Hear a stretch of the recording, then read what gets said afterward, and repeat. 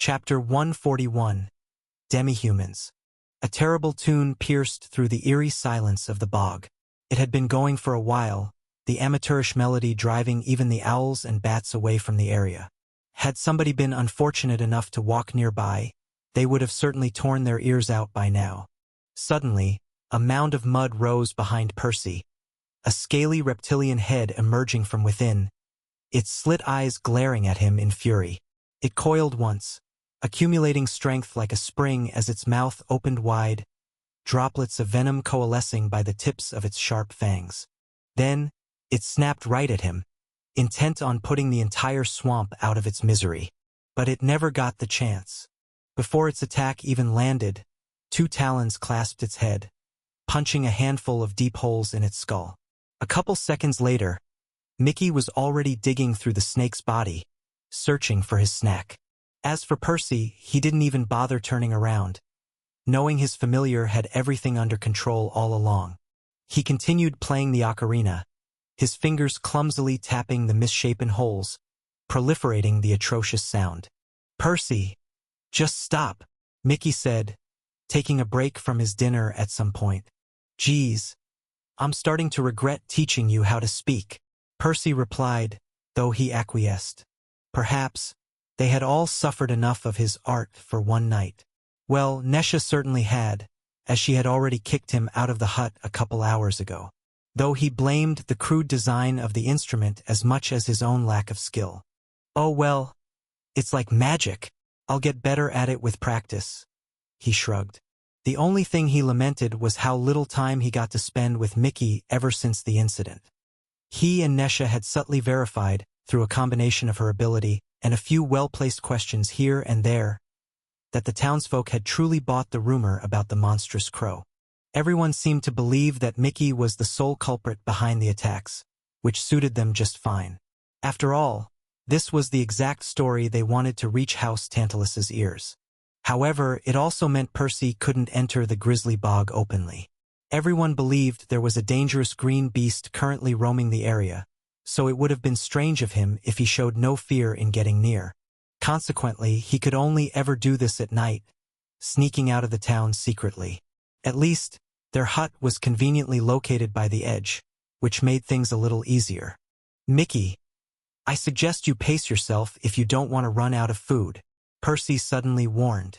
Ever since the bird mastered circulation with its second core, it had grown even more formidable. Its effect would have normally been somewhat lackluster by itself, but it seemed to synergize extremely well with acceleration, making Mickey an absolute menace. While the townsfolk had misunderstood the crow's grade, their assumption about its strength wasn't that far from the truth. Percy estimated Mickey could hold his own against a real green beast. But that was a problem. After all, they no longer lived beneath the fungal spire, where an endless supply of wasps emerged from the hive's depths every day to replenish their ranks. Wild beasts couldn't reproduce nearly as fast as the magical insects. If Mickey continued to stuff his face with dozens of yellow cores per day, he'd probably drive them to extinction by the time they left. I suppose this is why higher-grade beasts are so rare outside the spire. Mickey wasn't happy hearing he had to go on a diet, but he was smart enough to understand what Percy was saying. He'd already noticed it was getting harder to find food with each passing day. In any case, this was more of a long-term problem. They'd be lucky if they survived long enough to worry about that. Placing the ocarina in his pocket, Percy leapt up from the half-rotten log. He'd already had enough of a break. If you spot this tale on Amazon, know that it has been stolen. Report the violation. Pulling some pure mana from his core, he focused it on his index finger, as he began to carve intricate circles on the aged wood. His first few attempts were clumsy, until he got into it, though he got better each time. Every now and then, he wiped away his previous scribbles, not wanting to leave evidence of his presence here, in case he forgot to get rid of them later. "Conceal the mana," he repeated like a mantra, visualizing the effect of his bandage in the process. That was what he wanted from the enchantments, to hide mana from mana sense. A simple thing, yet of immense importance to him. Line after line, rune after rune, refill after refill, Percy kept drawing the symbols until there was no more space on the severed trunk. Even Mickey had grown bored of watching him at some point, now leisurely cleaning his feathers with his beak. "How long has it been? Couple hours?" The bird shrugged. Percy nodded. He didn't even know if any of the enchantments were functional. Some of them should have been. After all, most of them looked about right by now. Though he'd long decided to stop checking after each attempt, to save himself some time and frustration. His plan was to keep at it for a few more days before examining the results. "Okay, I'll head back then," he said. He could have spent some more time in the swamp if he wanted, but he still had to work in the forge during the days, not to mention brewing more Aurora Dew for the three of them. It would probably serve him better to get himself some sleep. Percy took a few breaths, gathering mana for synchronization, when Mickey stopped him. "Leave it," he said, activating his own boosting art. "Thanks," Percy said, waving him farewell as he turned away. He heard the sound of wood breaking, as Mickey disposed of the evidence of his runecrafting training. On the way to the town, Percy couldn't help but throw a glance at the eastern side of the swamp, contemplating a certain rumor he'd heard from the townsfolk. Apparently, a tribe of trolls lived inside the furthest reaches of the Grizzly Bog. Trolls were semi-sentient creatures, much like the wood goblins he had encountered before. Though they were much larger and fiercer, they tended to be born at Orange more often too. Naturally, they still weren't a match for Percy, nor would they make particularly good meals for his familiar, but that wasn't what interested him. Should I try making clones out of them? Semi-sentients, or demi-humans as they were often referred on Remir, had drawn the short end of the cosmic stick. Smack in the middle between beasts and sentients, they were cursed with the worst aspects of both worlds. They lacked the miraculous affinity that gave beasts their strength, and also the intelligence to make proper use of the other mana types. However, they were in many ways perfect for Percy's current needs. Sporting humanoid bodies, developed vocal cords, opposable thumbs, orange cores, and elemental affinities, he would have an endless array of decent hosts to take to the vault. Even better, he could pick and choose the best ones, selecting affinities that suited him, a luxury he wasn't used to. That ought to give him a leg up in the combat challenges. There are plenty of problems with that idea, though. If he did this, he would be missing out on the chance of stumbling upon something valuable out there. Everything his clones had ever brought back had been a pure coincidence, so he didn't want to stop rolling the dice on that. After all, he hadn't forgotten about the rings of sacrilege, nor the powerful decrees waiting for him all over the universe. And then, there was the issue with opening a portal on Remir. While he was 90% certain that Metatron had no intention, nor the ability to do anything untoward, he wasn't comfortable taking that risk. Perhaps, he might have had it just been his own life on the line, but he'd never forgive himself if he ended up dooming his friends and family out of greed. Let's not, though it's still worth paying the trolls a visit at some point. If he got lucky, one of them might have an interesting affinity for him to play around with. So far, all his clones had ended up with common ones, which he felt was a waste of his bloodline's potential. At the very least, it would serve him well to understand how some of the more exotic mana types worked, in case he ran into another enemy like that Time Mage. Reaching the town, he made sure nobody was up as he snuck into the house, trying not to wake Nesha. She was sleeping on her bed. They'd managed to buy a couple old ones, though the single room in their house was starting to look a little cramped. At least, they didn't have many possessions, and the hut's convenient location meant they could relieve themselves outside. Still, being a hybrid between a bedroom and a blacksmithing workshop, it was impossible for Nesha to sleep while Percy worked. The heat from the furnace took hours to disperse afterwards too. We should expand the house a little at some point. Picking a bucket of water, he stepped outside before dousing himself, trying to get rid of some of the swamp stench. Then he took his boots off, jumping into his own bed. Next, he groaned, calculating he only had a couple hours left until daybreak. Ugh. So much for taking it easy this time. Chapter 142 War. Elaine was trekking through the whistling woods with a few others.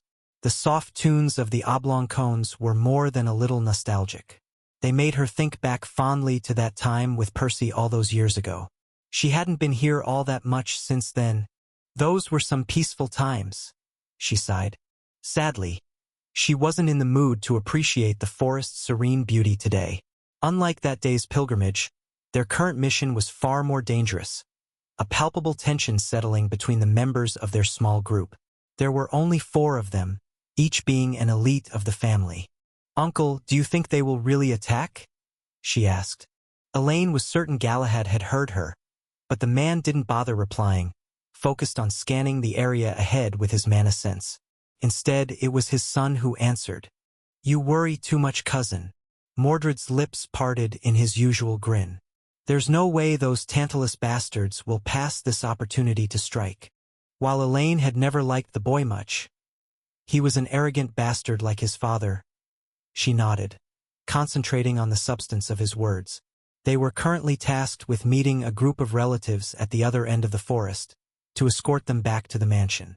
One of House Avalon's most lucrative businesses was lending some of their life users to other affiliated families, to serve as healers for some time. After all, their near monopoly on the affinity was much sought after, letting them earn most of their revenue this way.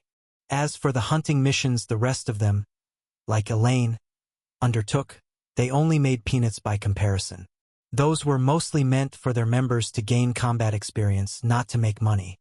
And, given House Tantalus's aggression over the past couple of years, there was no doubt in Archibald's mind the rival family would try targeting those very healers, to deal a major blow to their coffers. "What if they're expecting us?" she asked again. Besides protecting the healers, their secondary objective was to intercept the attackers, dealing a blow of their own to House Tantalus. This was how the war manifested these days, with the 2 families seeking opportunities to gnaw at each other's forces. It was Galahad who replied this time. "Of course they are. If they have half a brain, that is. It doesn't matter." While her uncle and cousin's optimism was somewhat contagious, Elaine wasn't entirely convinced their confidence was warranted.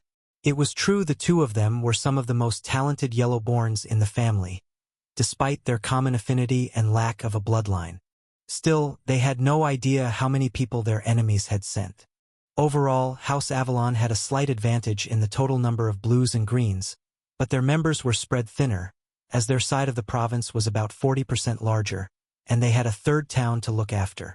Consequently, Archibald was more conservative when assigning people to missions, unwilling to leave any important locations vulnerable. "Depending on who they've sent, we could get in trouble," she thought grimly. But she kept that to herself, not wanting to impact everyone's morale. "Don't be so tense," her dad spoke, echoing the other's words. Gawain was the 4th and final member of their team, the only Orangeborn.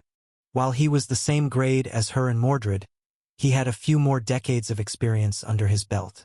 Next, he patted her on the shoulder before continuing. "Your grandpa knows what he's doing. If he's only sent the 4 of us, it means we can handle whoever comes. We'll definitely win." Hearing her father's reassurance, she nodded. Him she trusted. Her grandpa too. If they believed they were enough, they had to be. Soon, they reached the designated spot. The healers wouldn't arrive for a few more hours, so their job was to secure the area by then. They all double-checked their concealment bandages were in place, as they covertly scoured the perimeter, ensuring that their enemies had yet to get there. Unauthorized usage. This narrative is on Amazon without the author's consent. Report any sightings. Elaine was torn, unsure whether it was best to get attacked before or after the healers arrived. On one hand, the healers could give them the edge, supporting them as they fought against House Tantalus's mages. However, it could also be inconvenient to protect their weaker relatives in the midst of combat. Either way, they didn't get a choice in the matter. Just half an hour later, a snarky voice echoed through the woods, piercing through the cacophony of the whistling cones. Well, it seems Archibald has finally made a mistake," a man said gleefully, his words sounding like nails against a chalkboard. "Only a blue and 3 greens? House Avalon is in for a rough week." The bastards didn't even bother hiding, facing their group head-on. They had 2 blues and 5 greens in their ranks, outnumbering them nearly 2:1. Both of their blues had the bloodline too, their sickly faces making them look even more frightening than they normally would have. Me and Mordred will fight 2 people each. As for you and your daughter, you're going to keep the other 3 occupied until we're done. Galahad told Gawain, his tone not leaving much room for debate. Elaine's heart sank, fearing for her dad's life above all else. The image of her newborn brother quickly flashed by her eyes. No, I'll be damned if I let Owain grow up without a father, she decided resolutely. Suddenly, 2 waves slammed onto them, making it hard to breathe. These weren't spells, however, there was no mana fueling them. Just somebody's presence. The blues. While each promotion typically strengthened a mage's body and magic by 3 times, some additional changes came into play once somebody reached the higher grades. That made the gap between blues and greens even wider than expected. Elaine didn't fully understand how this ability worked, but it was unique to blues and above. Just when she felt like she was about to pass out, a 3rd presence emerged, pushing back against the others, forcing their suffocating auras to recede. Elaine gasped heavily the first chance she got, noting that Galahad's presence was even sharper than his opponent's. He'd certainly beat either of them if they were to fight separately. But will he be all right against both of them? It was hard to say. If he lost, the other fights wouldn't even matter. Conversely, if the greens finished first, they could intervene to tip the scales. Either way, the time for thoughts was over.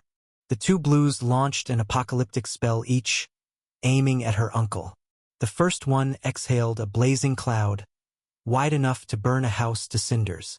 As for the second, he shot a rain of stone arrows through the cloud, their tips hot red by the time they emerged from the other side.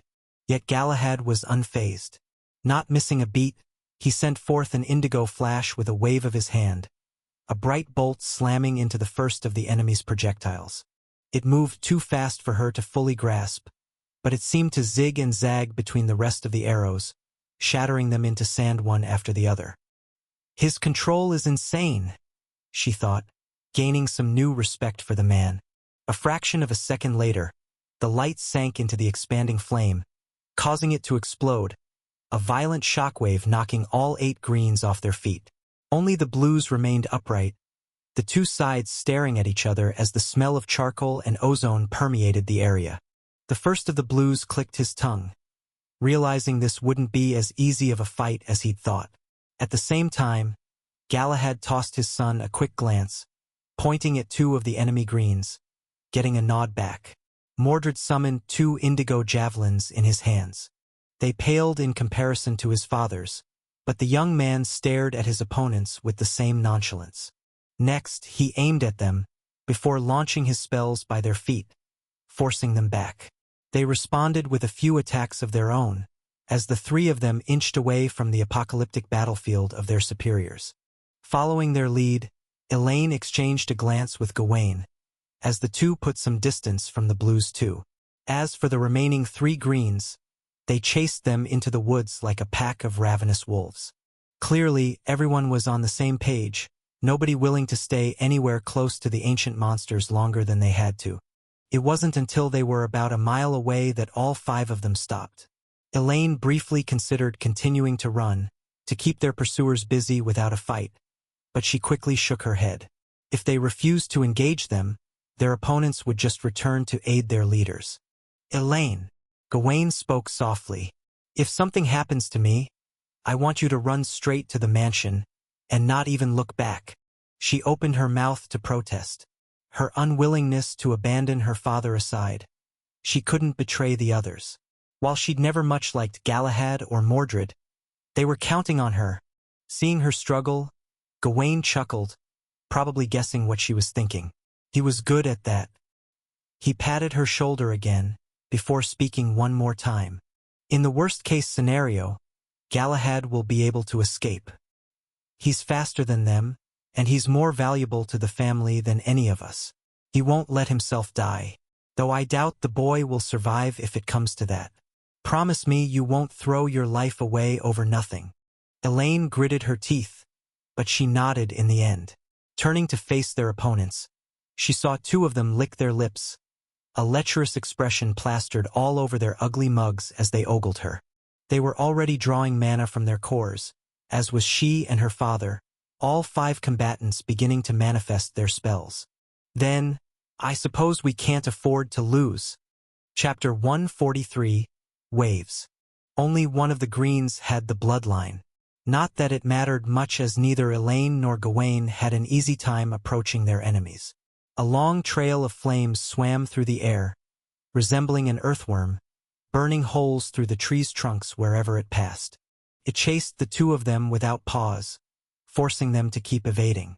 Whenever it got too close, Elaine chopped it to pieces with her whips, but the fire mage kept pouring mana into the spell.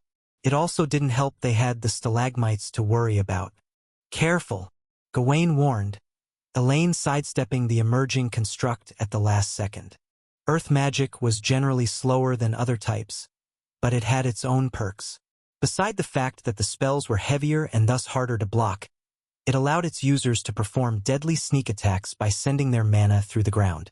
It traveled a little faster like that too. Elaine's elders had long drilled into her that she was supposed to keep a safe distance from an earth mage, constantly having her mana sense glued to the ground while fighting one.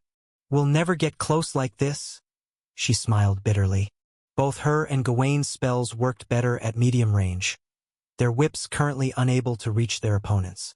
Between the stalagmites and the fire worms, they struggled to catch their breath too. As for the last guy, he hadn't broken a sweat. He was also an earth mage, but he had only created a single stone golem so far. It was twice as tall as a person, towering over them as it stood guard by their side, ready to block the occasional splash of water that made it there. "They're more skilled than me too," she realized. Their opponents were probably Orangeborns over 60 years old, much like her father, as evident by their slightly older appearance and the finesse of their refined spells. At least that was the case for the fire worm dude and the golem guy. The last one was probably a yellowborn about her age, his stalagmites hardly beyond the threshold of a crude spell. Strictly speaking, this was acceptable. Galahad had merely tasked them with keeping the 3 Greens busy. They didn't have to win. However, Elaine just couldn't shake her worry. Will he and Mordred really manage to win their own fights? If they failed, none of them would survive today. Not to mention, her current situation wasn't exactly sustainable. Her mana was running out faster than their opponents. Realizing what she was thinking, her dad spoke. "Chop a tree down for me, will you?" he whispered as soon as they were out of sight. "I'm going to try something." Nodding, she sent a crescent slash of azure at the nearest trunk, slicing through the wood like a hot knife through butter. The 2 leapt back as the tree landed with a heavy thud, sending some dirt in every direction. Ignoring the mud on his clothes, Galahad then summoned a whip of his own, causing it to wrap around the trunk many times, covering it from tip to tip like a yarn stick, shaving it clean of branches and twigs in the process. "Protect me for a couple seconds," he instructed. More hostile spells rained at them, forcing Elaine to spend even more mana to block them. She dismantled the incoming worms, while also digging through the ground to get to the nascent stalagmites before they formed. Of course, this move cost her a lot more than merely dodging. Her reserves had already dropped below the halfway mark by now. At least, her father didn't delay, launching his own attack a moment later. Pulling the tree up, he threw it the opposite way from his enemies, as the aquamarine band stretched and tensed, looking like it was about to snap. But it held. Next, he tugged it with all his might, his brow creasing as the trunk began to spin, gaining momentum. The coil of water unraveled rapidly, chunks of bark flying in all directions as the colossal spear of wood drilled through the air. Gawain was the one who'd taught Elaine the whip spell in the first place, though his own version had developed in a slightly different route. Unlike the sharp, slicing constructs his daughter used, Gawain's version focused on precise control and leveraging mechanical strength. Usually, he used it to entangle and trap his opponents, but that wasn't all it could do. This story originates from Royal Road. Ensure the author gets the support they deserve by reading it there. Soon, the attack reached their opponents, the golem guy moving his construct in its path. The stone giant clasped the incoming tree with both hands, as a second golem began to take shape right behind it. Splinters of wood and chips of rock flew in every direction, as the spinning trunk dug into the golem's chest, pushing it back. Its feet carved two muddy trails on the ground, before the second golem finally formed, supporting its broken brother, bringing him to a halt. Elaine grimaced as Gawain clicked his tongue. This maneuver had cost them both way too much for way too little, but they didn't get the chance to worry about that for long, as the others continued pelting their location with spells. There's no other way. Elaine made her mind up as she took a deep breath, and then another. Ever since she mastered circulation, she had actually never used it in a fight. Not even once. Her fear of bringing trouble to her family aside, this was Percy's secret. She'd been conscious not to resort to it unless she was backed to a corner. Sadly, the day for that seemed to have finally arrived. Oblivious to her thoughts, both their opponents and Gawain continued to duke it out, as a river of mana flooded her channels. It was an odd sensation, the intensity of the flow causing her pathways to swell and burn, while the refreshing coolness of the water mana soothed them at the same time. Honestly, she was a little rusty, as it had been months since the last time she'd practiced it. Still, she vividly remembered the pattern she had so painstakingly devised. Aquamarine lines soon lit up all over her skin, drawing shapes akin to waves in their passing. Her muscles tensed too, her spells growing a touch more potent. "Elaine? What is this?" Gawain asked, taken aback by the sight. Naturally, she hadn't even told her parents about the technique. While she loved them and trusted them more than anyone else in the world, this wasn't her secret to spill. "I'm sorry, Percy." A pang of guilt gripped her chest, but she quickly shook those thoughts away. In any case, she knew he wouldn't blame her. After all, this was a matter of life and death. Besides, Gawain wouldn't leak the news. The only thing she had to worry about was making sure nobody else would. The enemy's spells intensified as they also realized something was wrong. But it was too late. Having left any lingering concerns over her dwindling reserves long behind her, she summoned 5 whips in each hand, ripping the blazing worm to shreds. At the same time, she carved deep grooves through the dirt, uprooting the earth mana before it had the chance to do much. Step by step, she accelerated towards her opponents, not wanting to let any of them escape. Her father also advanced right beside her, struggling to keep up with her speed. The enemy seemed to finally hesitate, finally realizing the current situation. Suddenly, the stalagmite boy bolted off, abandoning his elders. "Dad, stop him. We can't let him live," she yelled in panic. Though she didn't have to, Gawain was already one step ahead, having rushed after the kid before she'd even uttered a word. The remaining 2 mages glanced at each other, probably contemplating their options. Though they stayed in the end, they must have determined their best chance was to work together to take her down. The first one repaired both golems, using what little mana he had left to summon a third. At the same time, the fire mage formed about a dozen worms, all of them diving towards Elaine from various directions, closing in like a devil's claws. But she didn't care. Pivoting on her feet, she spun as she neared her enemies. Her whips grew longer and sharper, making shrill sounds as they sliced and diced everything in their path.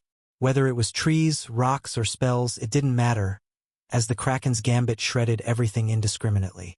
Mundane specks of brown and gray fell on the ground, as glowing motes of orange faded into nothing. "I'm sorry." She closed her eyes upon reaching her targets, 2 bitter streams rolling down her cheeks. She knew it was ill-advised to look away during a fight, but she just couldn't help it. This wasn't the first time she'd killed somebody. This disgusting war had already forced her to take many lives over the past couple of years, but it never got any easier for her. Leaving only her mana sense active, she first watched the remaining constructs get chopped to pieces, before seeing the 2 green cores fall on the ground. A moment later, they had already begun to dim. Only then did she deactivate her boosting art, turning away, unable to look at the mangled corpses. Her father returned a minute later. His core was nearly empty, but she could tell through the calmness in his expression that he'd managed to eliminate the last guy. The frightened kid had probably been a poor match for the more experienced mage. Of course, She didn't miss the questions lingering in Gawain's eyes, but he didn't say anything. They both knew this wasn't the time for that. The two of them embraced each other in silence, as they caught their breath, preparing to aid their relatives. I hope they're okay. Chapter 144. Two Things. Archibald contemplated the latest reports as he radiated dense life mana from his palm, focusing it on his son's stump. Even for a powerful violet core, regrowing a blue's arm would take several hours. And that was taking into account his more sophisticated approach, chiseled to perfection after centuries of healing people. Blindly pouring mana into a wound like a brute would still work, but it would take so much longer. How did the other fronts go? Galahad asked, not even flinching at the excruciating pain as his flesh and bones squirmed. About as well as you'd expect. When forming the group of 4 for the escort mission, Archibald had naturally given himself some leeway, in case House Tantalus sent more people than expected. Originally, he'd thought Galahad and Mordred would be plenty to deal with any complications. Still, he'd underestimated how keen their enemies had been to get to the healers. I suppose it makes sense. Life users were their family's greatest strength, as well as a huge thorn in their rivals' sides. Not to mention the 2 women in the group of healers those degenerates wanted to place their filthy hands on. Luckily, House Tantalus had failed in the end. Their blues did manage to escape with their lives, but their injuries were no better than Galahad's. Even with Drain, they'd need longer to fix them, not to mention how many lives they'd have to take. As for their greens, all 5 were dead. Sending Elaine was the right move. While he'd hoped it wouldn't come to that, Archibald had sent his granddaughter to serve as a final trump card, just in case things went south. He knew the girl could turn the tides in a pinch, though that had come with its own cost. Now Gawain had learned of circulation too. It wasn't the end of the world, Archibald trusted this son of his. But this was how it started. What if 2 years from now Gawain was forced to reveal it to save somebody else?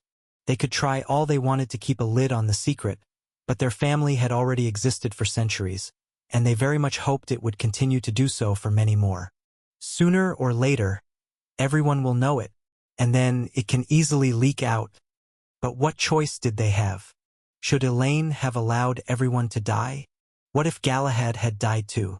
That would have been a catastrophic blow to their house. What's done is done. The best we can do now is to slow down the leakage until Galahad reaches Violet. Very few houses had 2 Violet cores, so this should place them in the top 20 about a century from now. Adding circulation to the mix, and only the great houses or the Divine Order would be able to pressure them into handing the technique over. There wasn't much they could do about that, but they'd be in a better position to negotiate an acceptable deal, to fend the weaker families off until Archibald reached White. In fact, I should probably teach him circulation too. He decided. His successor's life was almost as valuable as the secret itself. After all, should he die, or should the secret leak before his promotion, their entire house would face annihilation. How many casualties on their side? Galahad asked, breaking him out of his thoughts. 12 greens and 20 yellows. House Tantalus had chosen to weaken their position in many other contested locations, to gather enough people to send on the ambitious mission. Other than the 5 greens who had died in the Whistling Woods, the rival family had ended up suffering many more losses for their greed. That ought to douse their aggression for a few months. Galahad nodded. The author's narrative has been misappropriated. Report any instances of the story on Amazon. But Archibald clenched his fist, not feeling happy about it at all. Indeed, they'd come out on top this time, but this constant tit-for-tat had taken many lives on their side too. If this continued, they'd lose half their people by the time the lotus bloomed. If only I could just march in there and kill them all. Archibald was much stronger than the enemy leader, Brotees. He was confident in killing him in a frontal confrontation, along with many of his men. But could he take the whole family out without leaving a single witness behind? Probably not. Moreover, Violet cores couldn't easily leave their homes. After all, they were the last line of defense protecting the children and the non-combatants of the family. The massacre 20 or so years ago had happened precisely when House Tantalus had lured Archibald away from the mansion.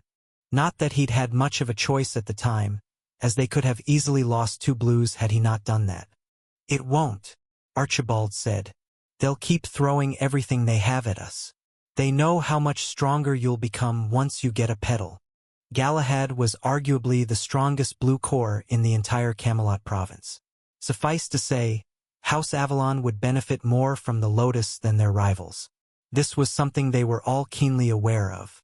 "Speaking of which, we have yet to discuss what to do with the remaining 2 petals," Galahad said, changing the topic. Archibald could already guess what his son wanted.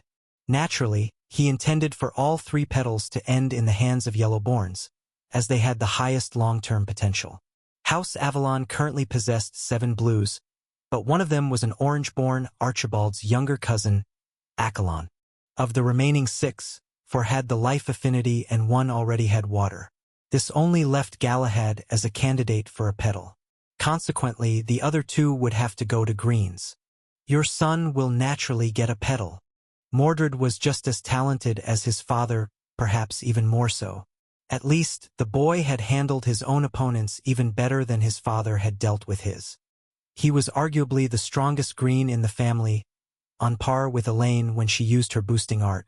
Not that anyone knew about that, but she couldn't use a petal anyway. "Of course," Galahad chuckled. "I was talking about the last one. Maybe Emrys or Morgana. I could make a strong case for either of them." But Archibald shook his head, eliciting a frown from his son. He'd allowed this injustice to persist for long enough. Circulation was the pillar their family would be relying on for a long time to come, and the boy who'd brought them this gift had yet to be properly compensated for his contribution. In fact, Archibald was currently worried about his grandson, as they hadn't heard from him in months. The more time that passed, the more scared he grew that Percy was indeed involved with the Aurora Dew. Of course, it was possible the chaos in the guild had simply prevented him from writing back.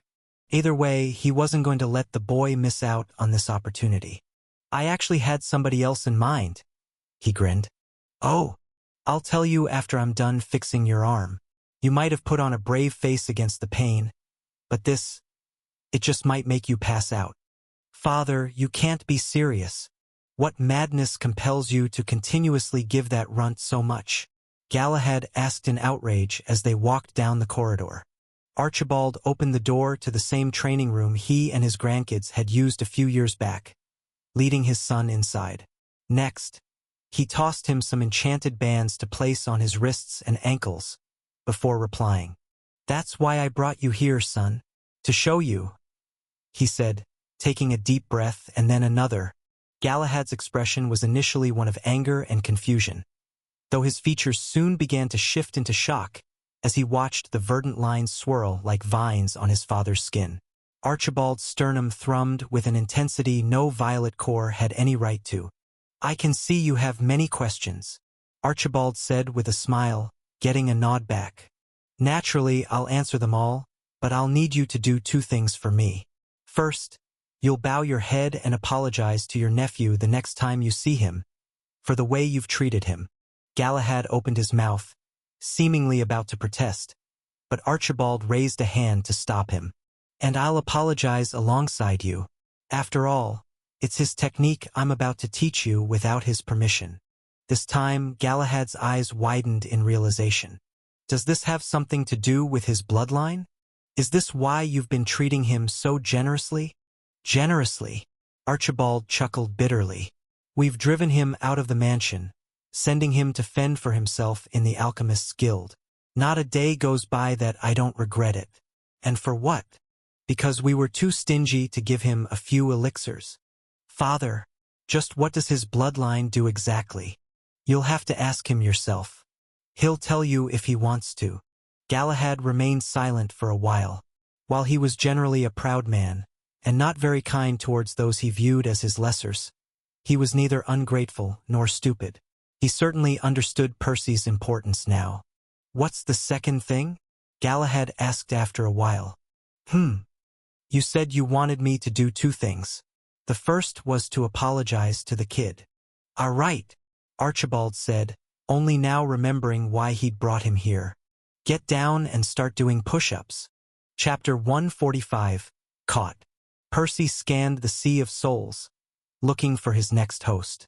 Having grown more proficient at drawing the concealment runes, he was ready to return to the vault for his next lesson. Initially, he'd thought to look for an orange or green body this time. According to Gabe, higher grade challenges yielded exponentially more credits, and those were the 2 grades he had personally experienced. So he'd have some idea of what to expect. But he'd changed his mind. Realistically, he doubted he'd even get through the first wave of the combat challenges with a beast clone. They were tough, even for mages with bloodlines and blessings, let alone for somebody who couldn't cast a single spell. My only chance to earn some credits is to grind my way up from the Red Magiscript challenge. The rewards would be minuscule at the start, but if his budding understanding of runecrafting could get him through the first couple of waves, he should manage to purchase some more reading material. Enough for him to keep going. He did consider asking his friend for a loan, but he quickly shot the idea down. He'd already imposed on Gabe way too much. The guy had his own problems to deal with. Whether it was his gruesome injuries, the 2 cores he had to support, his own training, or his worry over his future in the artificial world. It might take Percy a little longer, but he wanted to stand on his own 2 feet. Or however many feet I end up with, I suppose. In any case, Percy was trying to pick between 2 red beasts, when something else caught his attention. What the hell is that? He wondered, glancing at a strange yellow soul different from any he had seen before. Percy was pretty confident it wasn't on its deathbed. He had sent enough clones by now to tell that this person was essentially healthy. Yet, somehow, they were not rejecting him, radiating a powerful attractive force instead. In fact, it was almost like they were intentionally inviting him to possess them. Curious, he approached. This was obviously suspicious, but he'd never seen anything like this and, in his experience, knew was good. Soon, several more souls popped up in his surroundings. Most of them appeared normal, but a significant fraction behaved exactly like the first one. They looked wounded, though it was as if their injuries were artificially exaggerated. It reminded Percy of chumming the waters to lure a fish in. Part of him wanted to bolt. He had no idea what was up with this place, but he had a gut feeling that remaining here could spell trouble. Still, he hesitated to peer away. This was unlike anything he'd encountered before.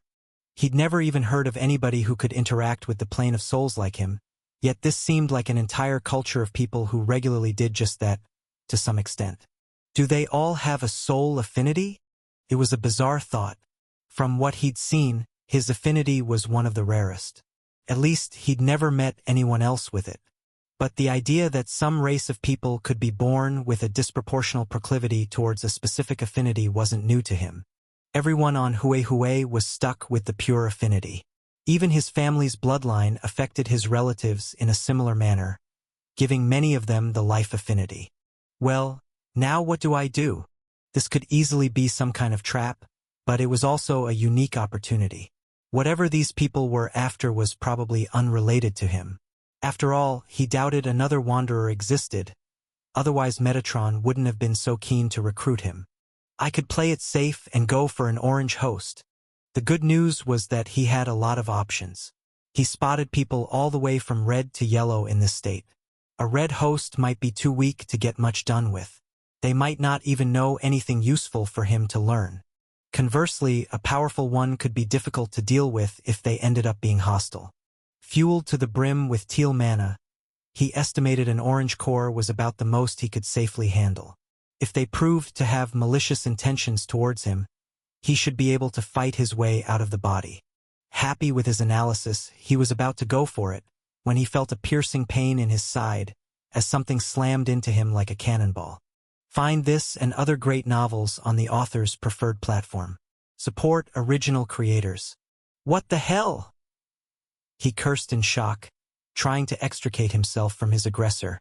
Whatever it was, it had chomped down on his soul, showing no intention of letting go. The creature thrashed about, trying to tear a chunk off. The pain was excruciating, though he could handle that, having experienced many gruesome injuries with his soul over the years. Percy was more unsettled by the principle behind this situation, if not downright frightened. He'd never met another soul in the space between worlds, much less one capable of attacking him. Forcing himself to calm down, he drew some of the fused mana, stabbing right into the creature's maw with a hastily made knife. It seemed to do something as the monster shuddered, its jaw opening slightly, easing the pain on his soul a little, though it refused to let go entirely. Stubborn as he was, Percy didn't give up either, pushing the construct even deeper in, trying to locate its brain, assuming it even had one. At first, it didn't do anything, but he continued to stab around blindly, trying to fend the monster off. If only I could see what the hell I was dealing with. Sadly, this wasn't an option. Strictly speaking, he wasn't even sure it was a living creature. It definitely seemed to behave like one, but it might just be a spell, cast by the residents of the mysterious world.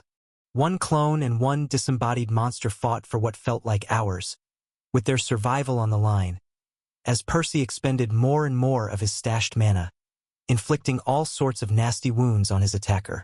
To his relief, the abomination eventually let go. Perhaps he'd weakened it, or maybe it had decided its meal wasn't worth the hassle. Either way, Percy wasn't exactly in the mood to celebrate. By now, he was down to a third of his reserves, his soul wisp severely injured. The ethereal cord linking him to his main body was already pulling at him intensely. Perhaps he'd spent way too long in this place, or maybe it was his poor condition cutting his trip short. Whatever the case, he had to make a decision, and he had to do it fast.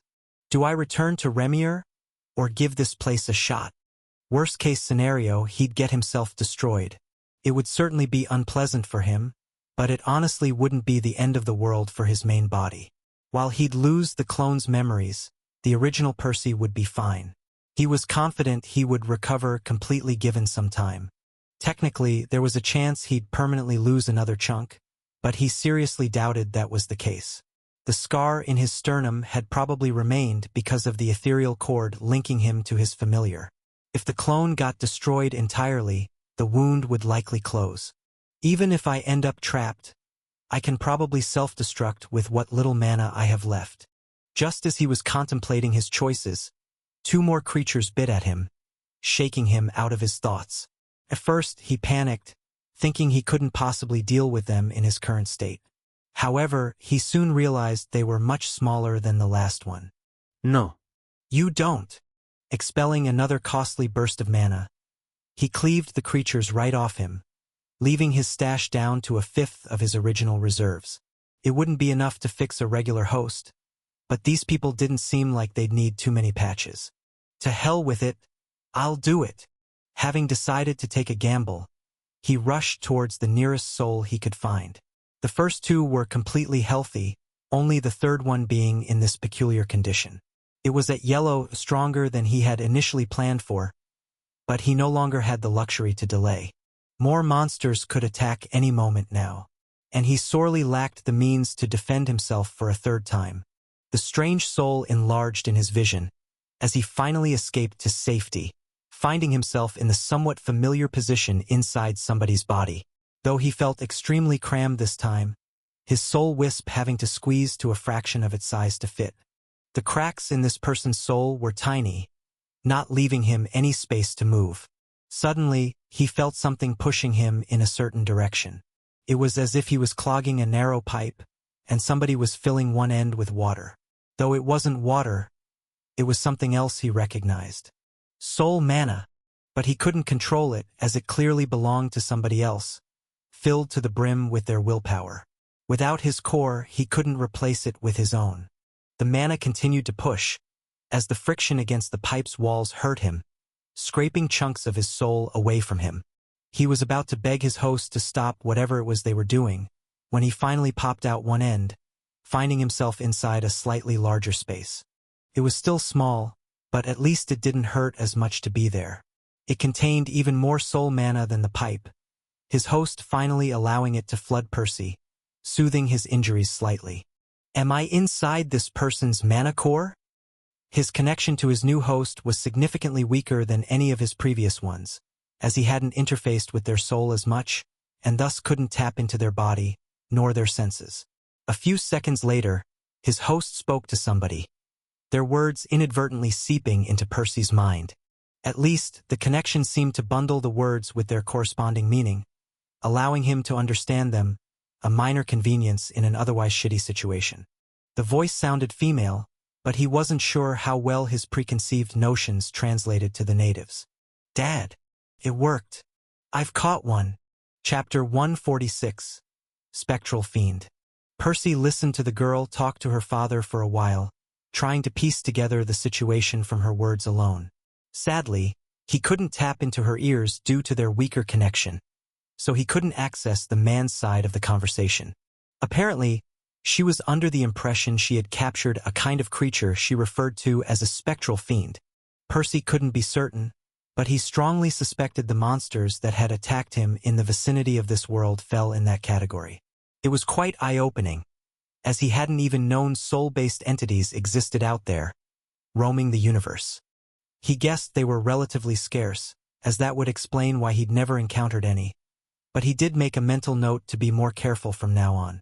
So, these people are intentionally injuring themselves and leaking soul mana from their bodies, to lure the creatures and trap them in their cores. That still didn't explain what they planned to do with the fiend once they caught one, nor why they had failed to identify him as something else. Perking up, he continued following the conversation, hoping for some answers. "No, I don't think it has 4 heads," she said with some disappointment evident in her voice. "Let me check again real quick." A wave of mana brushed over Percy, though it felt different than before. The mana had purpose behind it, seemingly scanning his soul for something rather than blindly accumulating in his wounds to mend them.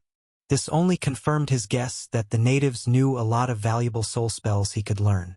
Granted, he had to get out of this mess first. I'm not sure what it is. It doesn't have a defined appearance. It's more of a blob. Maybe it's damaged? She wondered. Percy would have rolled his eyes if he had any. Of course he was damaged. He was just a soul clone, a severed piece of his main body's soul, not to mention all the other crap he'd endured over the last few hours. Though he focused on the other thing the girl had said. Apparently, there was more than one type of spectral fiend. She and her father were currently trying to identify which one she'd captured. "You're right. Whatever it is, it's not like I have a choice anyway. I'll try absorbing it," she said, shocking Percy. What? Absorb me? That's not what I signed up for." Panicking, he reached out to the walls of her core, trying to strengthen his connection to her. As more mana began accumulating around him, preparing for some intricate spell. "Wait! Whatever you're doing, stop!" he yelled, hoping she could hear him. Luckily, he seemed to have gotten through to her, as she hesitated, the spell fizzling out before it even formed. "You can speak?" she asked in disbelief. "No, not you, Dad. The fiend. I know it's crazy, but I think it just talked to me." Capitalizing on this, Percy hurriedly reached out again. "Yes, I'm not sure what these fiends are, but I'm not one of them. I'm a person like you from a faraway place. I ended up in your body by accident," he replied, choosing his words carefully. "Nice try, buddy, but I'm not buying it," the girl said, dashing his hopes. "It's saying it's not a fiend, though it has to be lying, right? How else would I have captured it?" It was annoying, but Percy had no idea how to explain himself. He hadn't spotted any souls above Yellowback when he was observing this world. Clearly, they didn't have any means of advancement, which meant they didn't have any gods either. Suffice to say, they couldn't produce any decrees, so they wouldn't know what a bloodline was. Support the creativity of authors by visiting Royal Road for this novel and more. Still, he tried. "Look, I have no idea what your goal is, but it won't work. You'll just hurt both of us. As I'm not a fiend, why don't you play it safe and just let me go? You can always capture another one later. You might even end up with that 4-headed one you wanted." "That's not how it works," she sighed. "We don't get to choose what fiend we attract. The type is fixed for each person, as it has to do with the very nature of their soul. It doesn't matter how many times I do this. I'll only end up with more of you." "Yeah, I sincerely doubt that."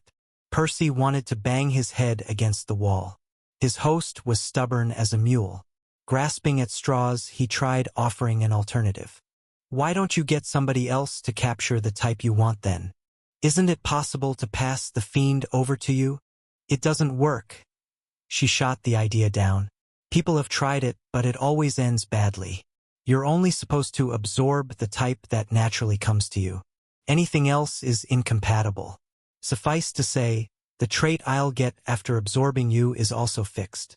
The implications were interesting. It appeared the people of this world all shared the soul affinity, but that didn't mean they had the same starting point. Other than the usual diversity of grade at birth, they apparently differed based on the type of fiend they could absorb. Percy still didn't know what these traits did, but he could already imagine some were better than others, giving their owners an advantage over their peers. I wonder if I can learn to absorb a fiend too with my main body. Oblivious to his thoughts, however, the girl stirred her mana up once more, clearly done talking. Percy wanted to swear. Technically, he had enough mana left to free himself if he really wanted. He was weaker than her, especially given the circumstances, but he was also right inside her most vulnerable spot, her core.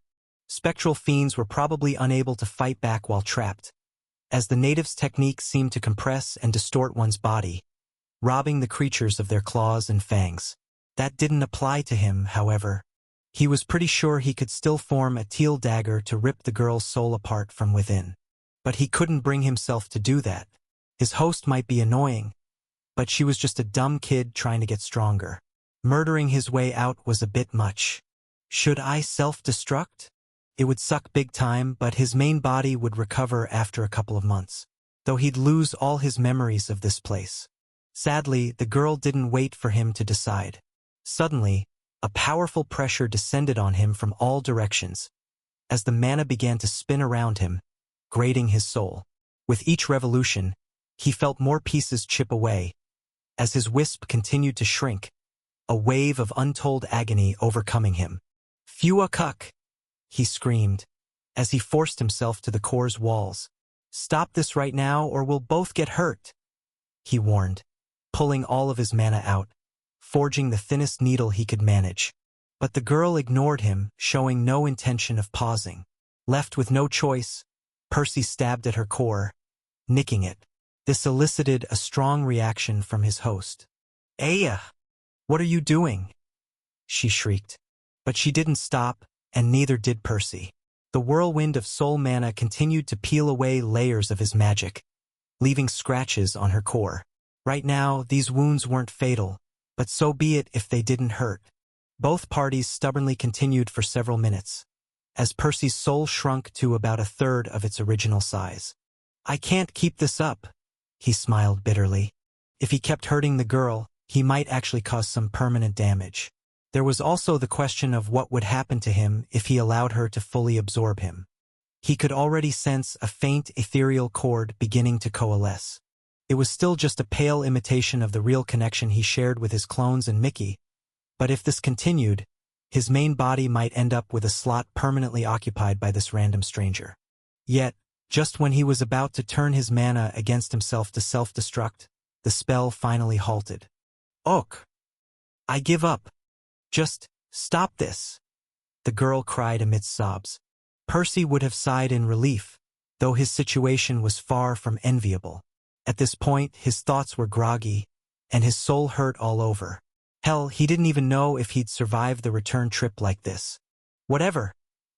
Let's just see what I'm dealing with here," he decided, pulling his status up while still in contact with his host's core, though he ignored the usual suspects, focusing only on the important things.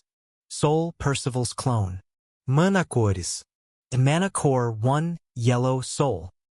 Mana core 2 seed. Spectral trait. Beacon. Chapter 147, Beacon. Holy shit, whatever she did actually worked. Percy struggled to believe it, but the evidence was right there, in his status. His host had actually obtained a trait from him. Did that mean his clone qualified as a spectral fiend? It was bizarre, yet he wasn't in the mood to think about it too deeply. The whole experience had left him tired and weak. He felt like he was about to pass out any moment now. Suddenly, the soul mana in his surroundings stirred, carrying him in a certain direction. Squeezing through Soul's channels was still rather painful, but it wasn't as bad as before. He had already shrunk a great deal, so he didn't get compressed nearly as much. It didn't take much prodding for her to push him along the narrow tube, before expelling him from her body, stuffing him into another container. At least this one was more spacious than her core. What are they doing? He wondered, but didn't have the strength to do much else.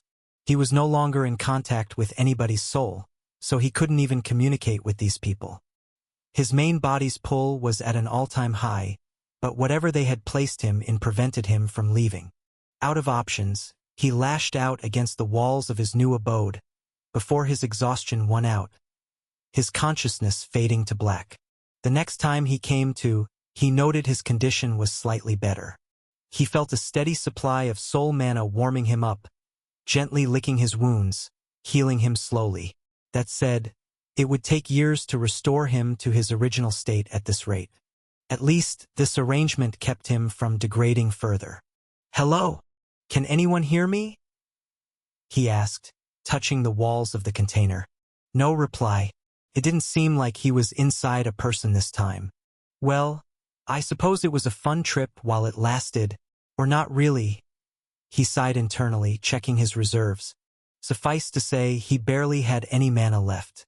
He'd used most of it while fighting the spectral fiends before entering this world.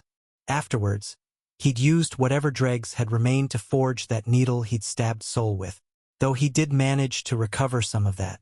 In theory, he could make something sharp with it to self-destruct. This promised to be a tedious, painful, and messy task, but he should be able to do it with some effort, dismantling his clone one tiny piece at a time. That ought to free up the connection to his main body. And all this because she couldn't hold on for a couple minutes to discuss things like a civilized person. He groaned in annoyance. However, something happened when he thought back to the stubborn girl. It was strange, as he had none of his usual senses in this state, and the container even blocked his ability to feel injured souls in his vicinity. Yet somehow he could tell which way Soul was. It wasn't quite at the level of his connection to his main body or Mickey though. If he had to describe it, this was more like a nascent chord, a step weaker than the real thing. He doubted they'd be able to communicate or transfer any mana through it. Is this what the status meant by beacon? Was this half-baked connection Soul's new trait? Not the most optimal outcome for either of them. Once he destroyed his clone, the connection would probably be lost. He didn't think it would get transferred to his main body. Even if it somehow did, would he be able to sense her location all the way from Remir? Without the clone's memories, he wouldn't even know about this place. I don't think it's great for her either. The girl had made it clear she could only ever absorb a single fiend. He still wasn't sure if this qualified, but it was entirely possible she had just wasted her only slot, filling it up with something useless. Well, not my problem. Find this and other great novels on the author's preferred platform. Support original creators. Whatever the case was, she'd brought it upon herself. Percy was about to draw his fused mana out again, when the container shook. "Br can il Thieg?" a female voice asked. He recognized her, though she sounded a little muted compared to when he was inside her core. More importantly, he couldn't understand the words like this. "I can hear you," he yelled back. "Tam Kale eyes," she exclaimed. She must have heard him, though she was talking to somebody else now. Her dad, probably. "Br can il Gimez?" The vessel shook again as another voice spoke, this one male. A few minutes and some more gibberish later, the three of them established they wouldn't get anything done like this. Just when Percy thought they would release him, destroy him, or place him in some dusty cabinet and forget about him, he felt a powerful suction force pulling him out of the container. Soon, he was back in somebody's mana channels, following the path to their core. "I'm warning you. If you try anything funny again, I'm going to destroy you this time." Soul spoke. "Warning me?" Percy sneered. "Should I remind you who it was that tried to absorb me in the first place?" He fired back. At least it was nice they could understand each other again. "Look, we clearly got off on the wrong foot." She sighed, taking a step back. "I'll admit I shouldn't have done that, as soon as you apologize for everything else. Her audacity left him speechless. Still, rather than continuing the pointless argument, he figured it was more productive to move past it. Focusing on her words, he realized her tone was a lot different than before. During their previous interaction, she had acted all smug and entirely uninterested in hearing him out. Right now, things were different. While her half-assed apology left much to be desired, she appeared genuinely interested in mending the broken bridges. For some reason. What changed? He cut to the chase, too tired to beat around the bush. The girl exhaled in exasperation. I suppose you wouldn't know, she said before elaborating. Naturally, every kid has some idea of what fiend they'd like to absorb, but like I've previously explained, that's not up to them. We're all stuck with whatever we happen to get. So, our ancestors have long drilled into us the importance of accepting our trait regardless. Whether we like it or not, our most important job is to figure out how to make the most of it, to serve our society to the best of our ability. Refusing to do so is a big taboo. Percy nodded, thinking they probably had some means of identifying their trait even without a status. And what does that mean for you? He asked again. What else? She snapped. I'm stuck with the most useless trait ever. As far as I can tell, the only thing it does is letting you sense my location. I fail to see how that's my problem. It's your problem, because it's now my civic duty to make you useful, somehow. Not sure if you've noticed, but there isn't even that much of me left. Next, Percy explained how his clones worked.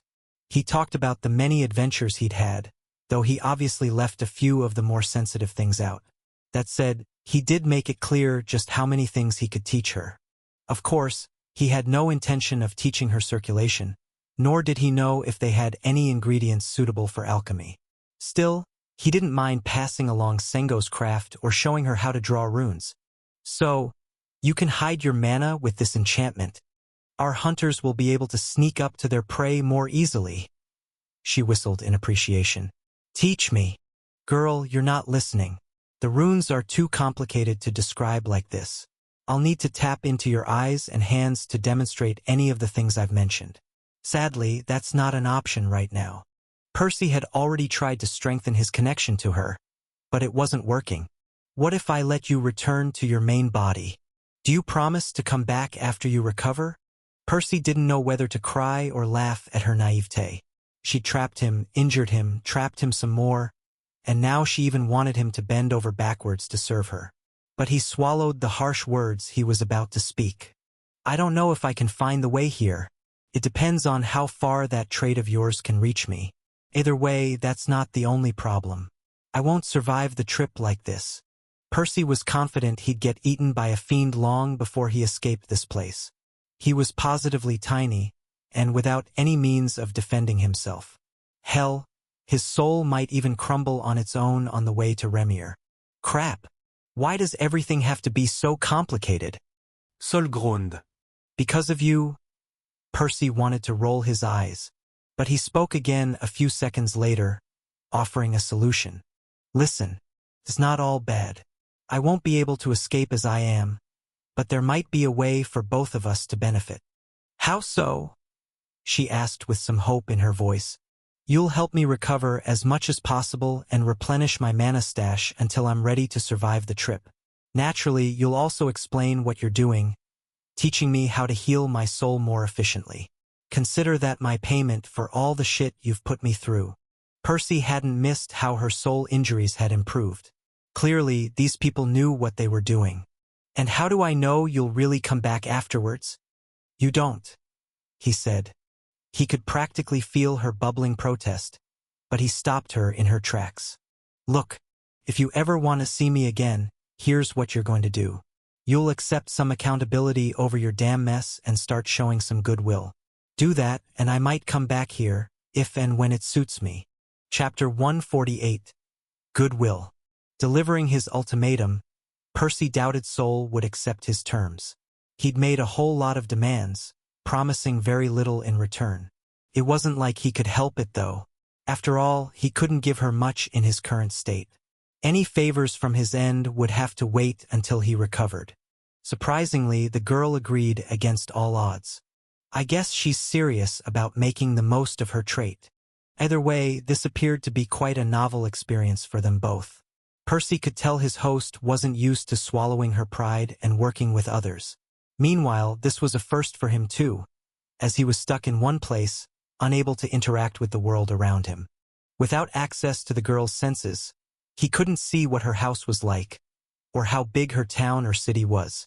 Hell, Percy still had no idea what the locals even looked like or how they used their soul mana. All the more reason to come back then. While their initial interaction had been a little rocky, he didn't hold it against the girl. Percy could tell she was rather young too. Maybe in her mid-teens? In any case, he very much intended to uphold his end of the deal, returning to this place the first chance he got. After all, there was plenty of value to be gained here.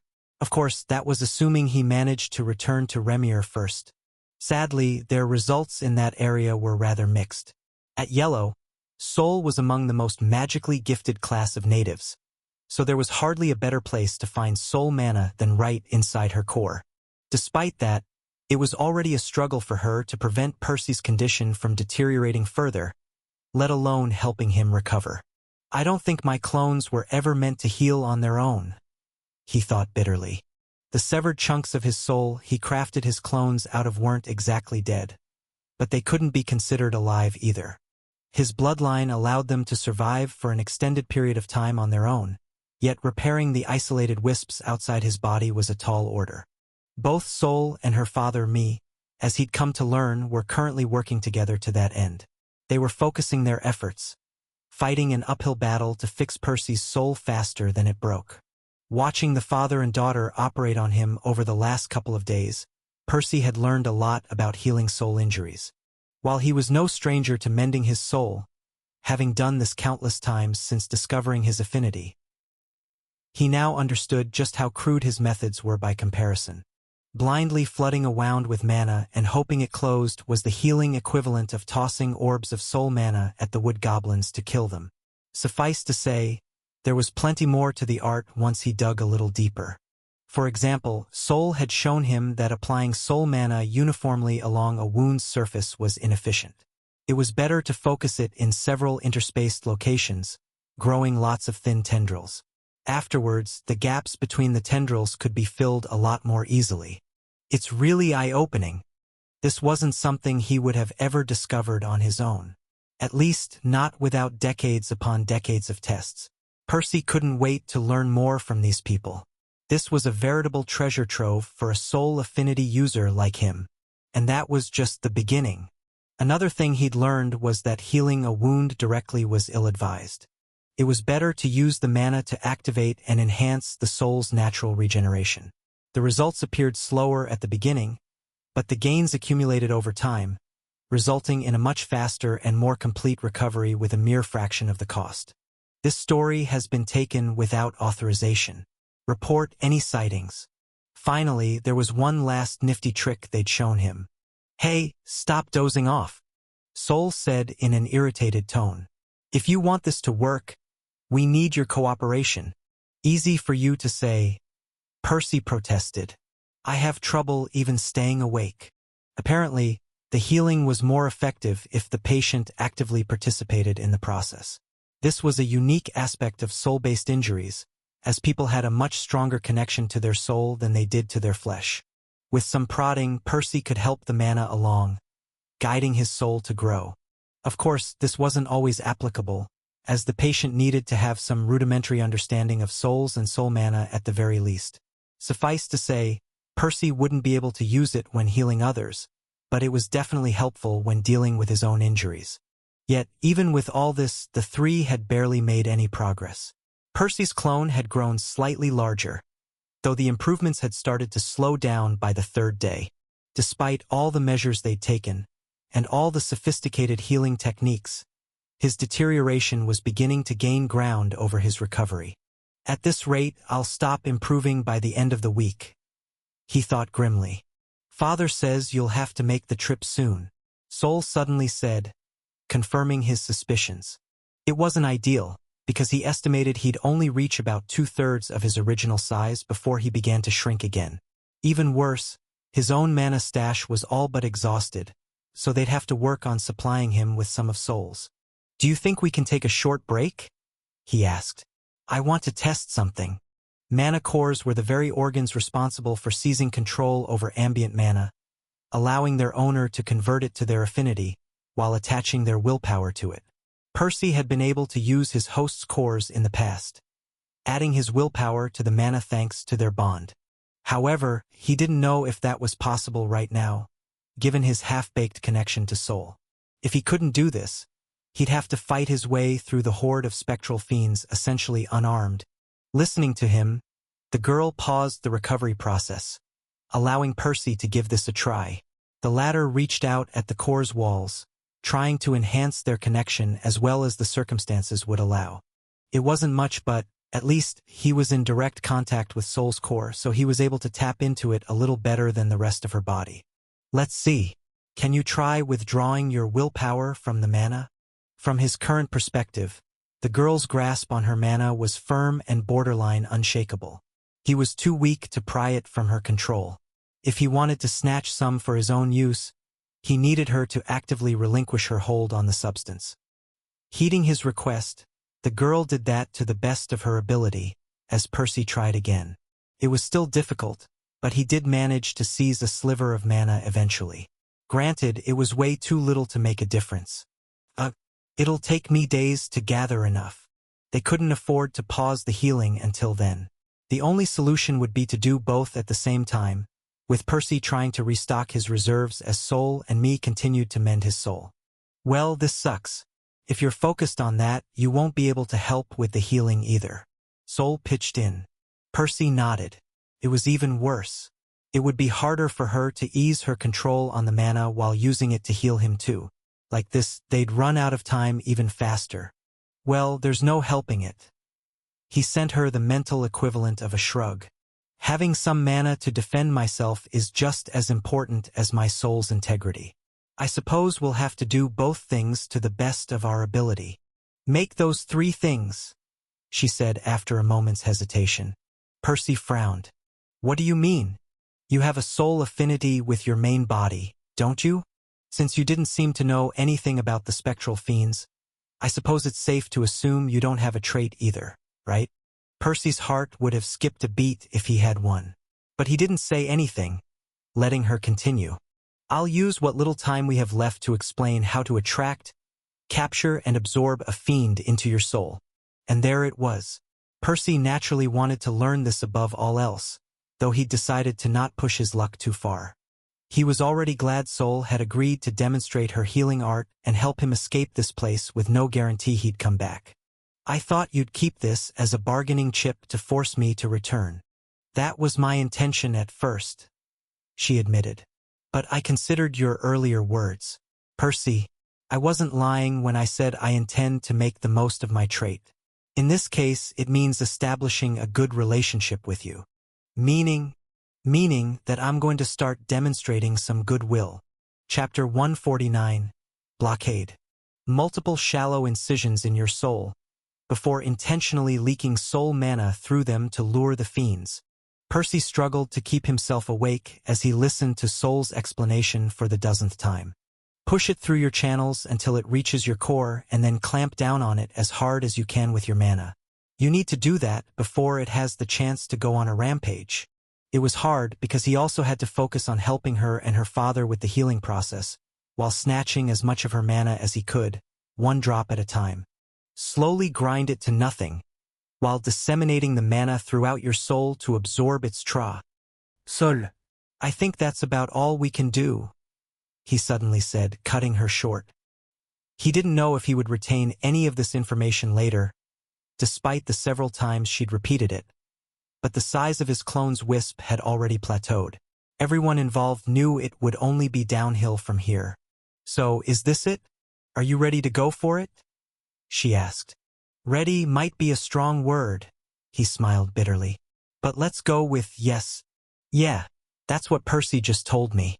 Delaying at this point will only make things worse," she said, probably speaking to her dad. Percy felt his consciousness slipping, but he stubbornly held on. It would be quite a pity to pass out now and waste all their efforts. After all, whether they succeeded or not, it wouldn't be much longer until his suffering was over. Soon, some more foreign mana enveloped him. It didn't belong to Sol, though he recognized its owner, as Mii had spent the last couple of days assisting with his recovery, though he was pouring a lot more mana into his daughter's core right now. Allowing foreign mana into one's core, and especially such a massive amount all at once, was tantamount to giving a stranger the power to determine one's life or death. Suffice to say, mages generally avoided it, unless they deeply trusted the other party. But Percy shook the pointless thoughts out of his mind, as the mana shrouded him, forming a thick layer around him. Is this to shield me, or to make me less appealing to the fiends? He was definitely interested in hearing more about it, though he ultimately refrained from asking. Unfortunately, he had neither the time nor the mental capacity to learn another trick right now. Whatever this was, it would have to wait until he returned. All done, Sol said, though her voice trailed off, as if she was hesitating about something. Percy, I'm sorry about earlier. You were right. All this would have been avoided had we talked things out, but I was too eager to get myself a trait to wait and listen. She added a moment later. Suffice to say, Percy was taken aback by her apology, not having expected this from the girl. Evidently, he'd misjudged her. As it turned out, she wasn't that bad a person once he got to know her. She was just an impulsive teenager. In fact, Percy felt a little guilty, as he knew he was partly at fault for this mess too. After all, he was the one who'd put himself in this precarious position in the first place. Not to mention how self-centered he'd been during their subsequent cooperation. Don't beat yourself up too much. If you hadn't tried to absorb me, I wouldn't even have the means to return here. This might all end up for the best.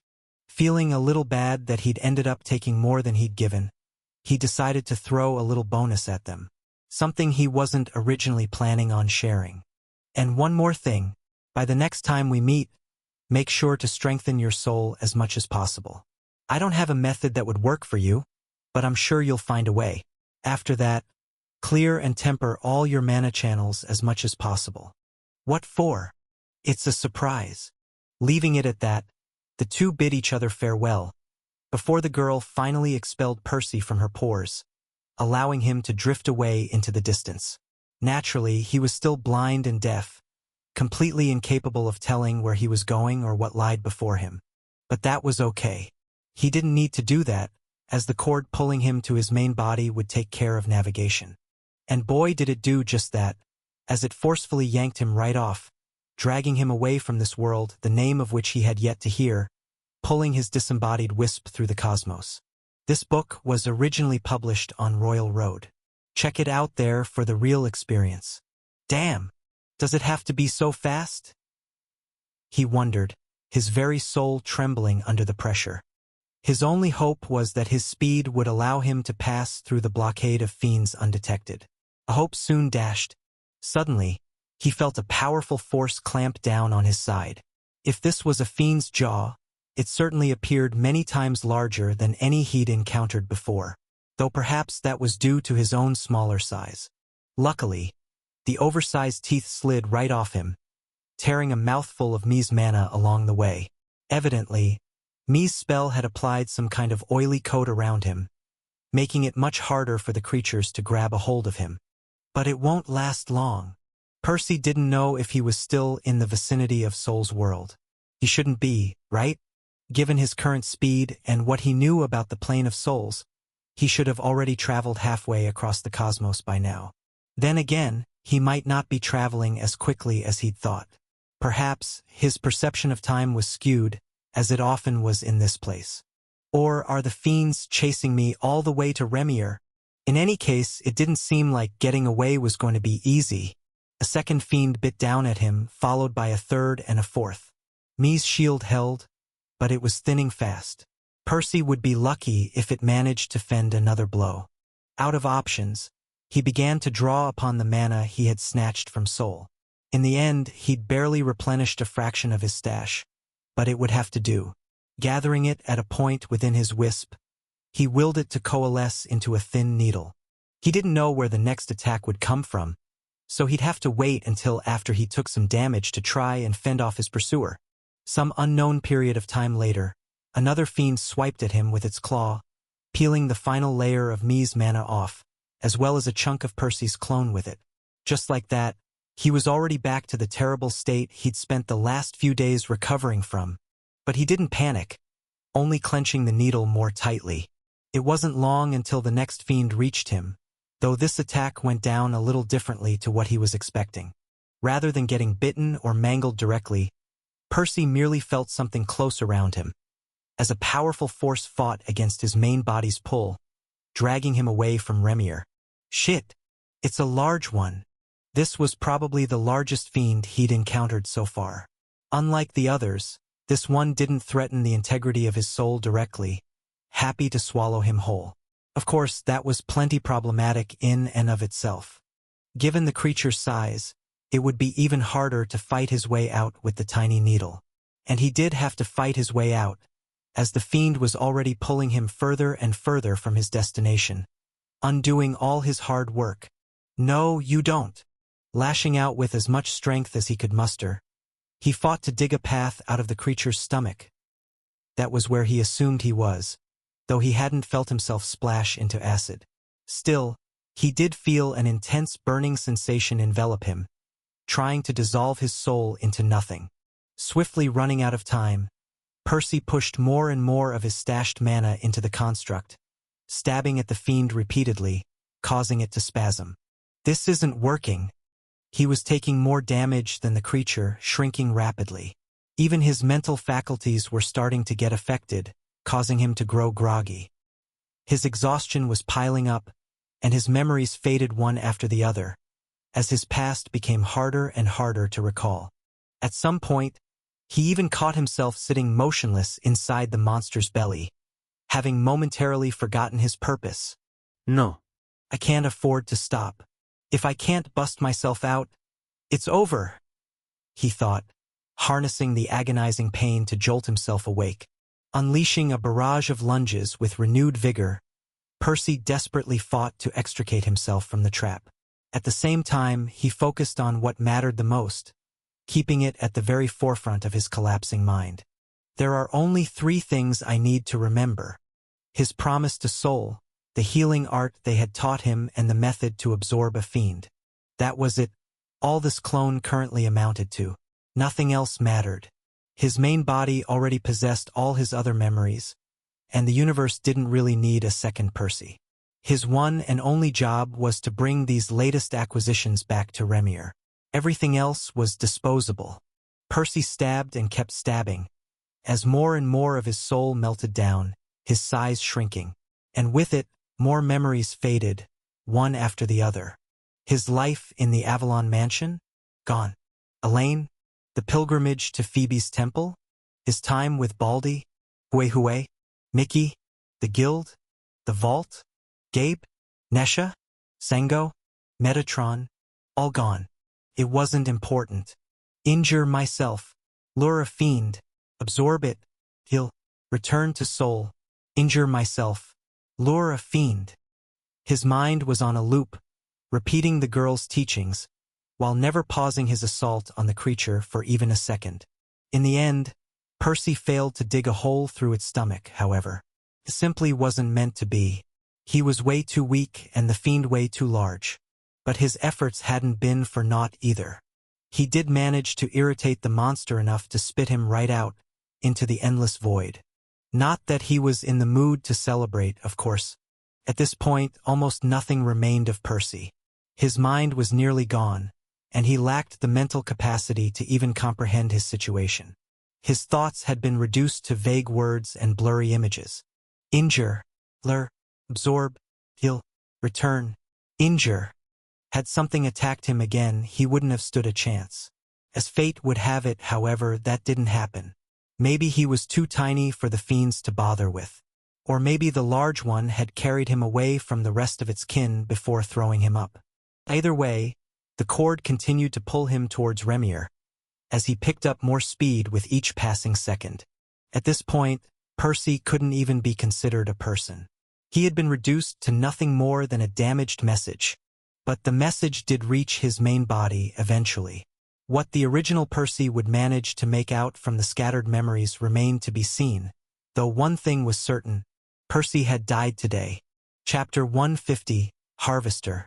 Earlier, the four remaining nobles of House Tantalus stared at their companion's lifeless body as it sank into the bog's stale waters. They struggled to comprehend how their comrade had dropped dead out of the blue. But the culprit, Percy, didn't much care about their thoughts.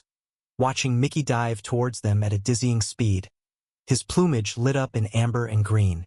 "Watch out! It's the bird!" the only woman in the group yelled. But she was a little too late. By the time the rest had managed to draw some mana out, the crow had already reached his first target, carving 6 nasty gashes through the man's back, ripping his very soul to shreds. The rest hastily threw their half-baked spells at Mickey, trying to knock him out of the sky. Sadly for them, they hit nothing but empty air, the crow already fading in the distance. "After it!" another man shouted, their leader most likely. Mickey was their target after all, the very reason their family had sent them to this place. Of course, Percy could already tell from their rattled expressions that they had expected a regular green beast, not whatever Mickey was. And, unfortunately for them, this wasn't their only mistake today. Percy followed the group in silence, crouching through the dense undergrowth. The fools had yet to notice him, busy chasing his familiar as they were. What they had failed to realize, however, was that the crow wasn't the one being hunted. They were. The crow intentionally slowed down to keep them on its trail. Like that, one bird and 4 mages slowly trekked through the swamp, as Mickey guided them right where he and Percy wanted them. "Ugh, hi! Eek!" 2 of them shouted as the muddy ground gave way beneath their feet. It collapsed, causing them to drop into a pair of pitfalls reaching up to their waist, a flood of grimy water rushing at them from all directions, trying to drown them. Naturally, the traps weren't mundane. They had been crafted by Nesha, using her budding understanding of the pocket rune. This rune was far from the only one necessary to craft a spatial amulet, as the magical trinkets were complex devices involving multiple enchantments. However, it was arguably the most important one. As the name implied, it was responsible for the pocket dimension that was the bread and butter of the artifacts. All the other enchantments were auxiliary, meant for holding everything together and giving the amulets other features of convenience, such as letting them open or close at will. Sadly, Nesha hadn't had access to the other runes, nor the time to master them. Suffice to say, she wouldn't be making Percy a new amulet anytime soon. That said, carving a few crude versions of the pocket rune on some flat slabs of stone hadn't been too difficult. If only she could close them at will, it would have made everything simpler. Percy smiled bitterly. Currently, Nesha could only remotely trigger the traps to impair their opponents. In the future, she might be able to do even more useful things with them, such as directly splitting her enemies' bodies in half. Project to work towards. Glancing around, Percy soon found his companion hidden behind a nearby tree. He nodded at her, signaling her to disengage. She'd already done more than enough. Staying here any longer could be dangerous, as her personal magic could still use some work. "Help us!" one of the trapped nobles yelled at their last member. He was clawing against the mud, trying to swim out of the trap. Unfortunately for him, the vacuum around him was still drawing a powerful current, making it much harder to extricate himself. This narrative has been unlawfully taken from Royal Road. If you see it on Amazon, please report it. As for the last noble, he rushed back to his companions, looking like he was about to drag them out of the traps, when Mickey dove at him to stop him. The mage was forced to unleash a hastily prepared flamethrower spell he'd kept at the ready, doing his best to fend the bird off. The crow would clearly need some time to get through the man's defenses, but neither he nor Percy worried too much. They could already see the guy's reserves dwindling far more quickly than the bird's, without getting him much in return. Finally, "It's time to put my new toy to the test." Percy grinned, clenching his construct tightly. The downside of his latest spell was that it took a lot of time to prepare, which meant he wouldn't be able to repair it in the middle of the fight if it broke. On the flip side, It was far more durable than anything else he'd crafted out of mana over the years, which meant it hadn't been too difficult to retrieve it earlier and to continue using it. Percy watched his familiar methodically force his opponent away from the others, waiting for them to free themselves. Naturally, he could have taken advantage of their impairment to finish them off, but he'd chosen not to do that. He wanted to use this opportunity to test his magic, to continue improving. House Tantalus would keep sending stronger and stronger people at them, as would the rest of Remir. Neither he nor Mickey had the luxury of halting their growth and stagnating. Only once the nobles were out did Percy rush at them, synchronization at full power. They seemed intent on chasing after Mickey and their comrade, but Percy wouldn't give them the chance. Closing the gap to the woman, he swung the invisible weapon at her, forcing her to unleash a burst of air mana to dodge it. Percy didn't wait for either of them to respond, before pivoting on his feet, already delivering a second strike at the other mage. The latter barely had the chance to manifest a stone saber in his hand, clumsily parrying the blow. Percy felt his weapon bend from the impact, as the powerful shockwave rippled through his body. But it held. For the first time, his construct had endured a full-on collision against a yellow spell and its owner's physical strength at once, without a single crack forming. Not giving Percy a chance to celebrate, the guy was already swinging at him with a second saber, as a rocky spike emerged from behind him. As for the air mage, she hadn't remained idle either, already charging a miniature tornado between her palms, clearly planning on unleashing it upon him. Having glimpsed his opponent's intention via soul vision, Percy circled around him with some well-placed footwork, dodging the stone spike and the man's slash both, as he tried to deliver another attack of his own at the man's temple. At the same time, he made his way behind him, to use him as a cover from his companion's magic. And it worked like a charm, the air mage pausing her spell in hesitation. As ruthless as House Tantalus's nobles were, they still clearly had some compassion towards one another. Or maybe she just doesn't want to get into trouble for injuring him. The man raised his first saber to block once more, but Percy didn't stop there.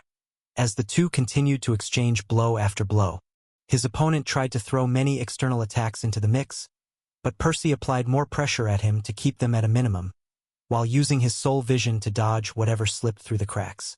Meanwhile, he maintained his position behind the guy, making the air mage's life impossible. How annoying! The earth mage spat at some point, as he delivered a powerful slash against Percy, forcing him back. He looked like he was about to pounce on him, but Percy smirked. Shifting the force to one leg, he changed to Takeo's stance while robbing his weapon of its substance. Next, he lunged upon the earth mage even faster than before, reaching him first, his construct no longer inhibited by inertia or air resistance. The guy couldn't actually see the invisible weapon, but he could still vaguely predict its trajectory by watching Percy's movements.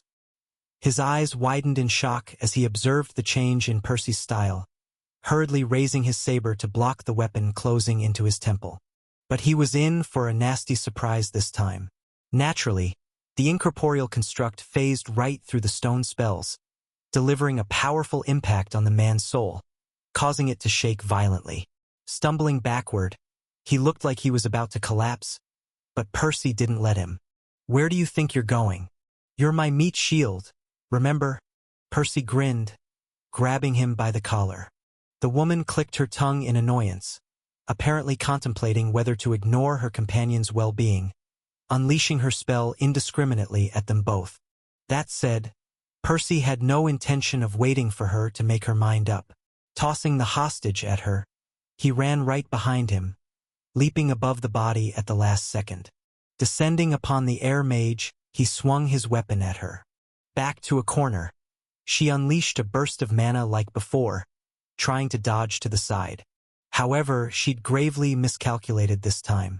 While she indeed managed to evade the shaft of Percy's weapon, having roughly estimated its location, his latest construct was not a quarterstaff. Having deliberately used the blunt ends against the earth mage, Percy had intentionally misled them both into reaching this false conclusion. What his opponent couldn't have expected was the weapon's long, crescent blade, cleaving her soul right in half. Congratulations! Your spells have merged. Quarterstaff, Crude plus Parting Gift, Crude-Soul Harvester, Refined. Chapter 151. Teal Powder. Only once he finished the Earth Mage 2 did Percy finally allow his weapon to regain its color, a scythe of glowing teal appearing in his hand. Ever since he first mastered crystallization, he'd naturally tried applying it to other affinities. Sadly, whether it was his own soul mana or Gabe's fire and air mana, the spell had never worked with anything else. With one exception. Like most of Percy's spells, it worked seamlessly with his fused mana, as it was indistinguishable from pure mana in its corporeal state. That said, the teal powder hadn't been particularly useful before now. The first thing he had tried was to brew elixirs with it, only to end up giving the Aurora Dew a slightly different color. It hadn't altered its effect, however, rendering the extra effort pointless. Luckily, this all changed a few months ago, upon his spell's evolution to reinforcement. Following Sengo's teachings, Percy could strengthen his Saiyan constructs with the corresponding powder, so there was no reason why he couldn't do the same with the teal constructs. That way, he'd have tougher weapons without losing the fused mana's versatility. But he didn't stop there. This worked better than expected. He grinned, tracing his fingers along the scythe's surface. The edge was as sharp as a katana's, but that wasn't what he was focusing on. Instead, he felt the grooves and curves of the embroidered symbols along its length. They covered the weapon from tip to tip, from the crescent blade all the way to the bottom of its shaft. Naturally, these were all concealment runes. One of his soul affinity's greatest advantages was its invisibility. Sadly, the fact that it could be bypassed through mana sense so easily had always rubbed him the wrong way. Initially, he'd only bothered learning the concealment runes as a means to guard his secrets, but, at some point, he'd come up with an even better use for them. Still not perfect, though, he sighed. Examining the weapon with his sixth sense, he couldn't help but spot multiple areas where the enchantment failed, making the construct detectable. It was faint, but his opponents might have noticed the scythe's edge in time, had they been a little more observant. Whether it was his smithing technique or his runecrafting, both had plenty of room for improvement. Of course, he couldn't help it much. The crude runes were the most he could currently achieve without compromising the scythe's structural integrity. As for the enchantments, he'd only be able to link them more seamlessly after he delved into Magiscript proper. This will have to do for now, he shrugged. In any case, it would be a while until he earned enough credits in the Vault's challenges to afford the books on the more advanced topics. That said, this only made him more eager to return there. Are they all dead? Nesha asked, approaching him. Percy responded by pointing at his familiar. Mickey was flying towards them, carrying the final body in his talons. Suffice to say, they dealt another major blow to House Tantalus today.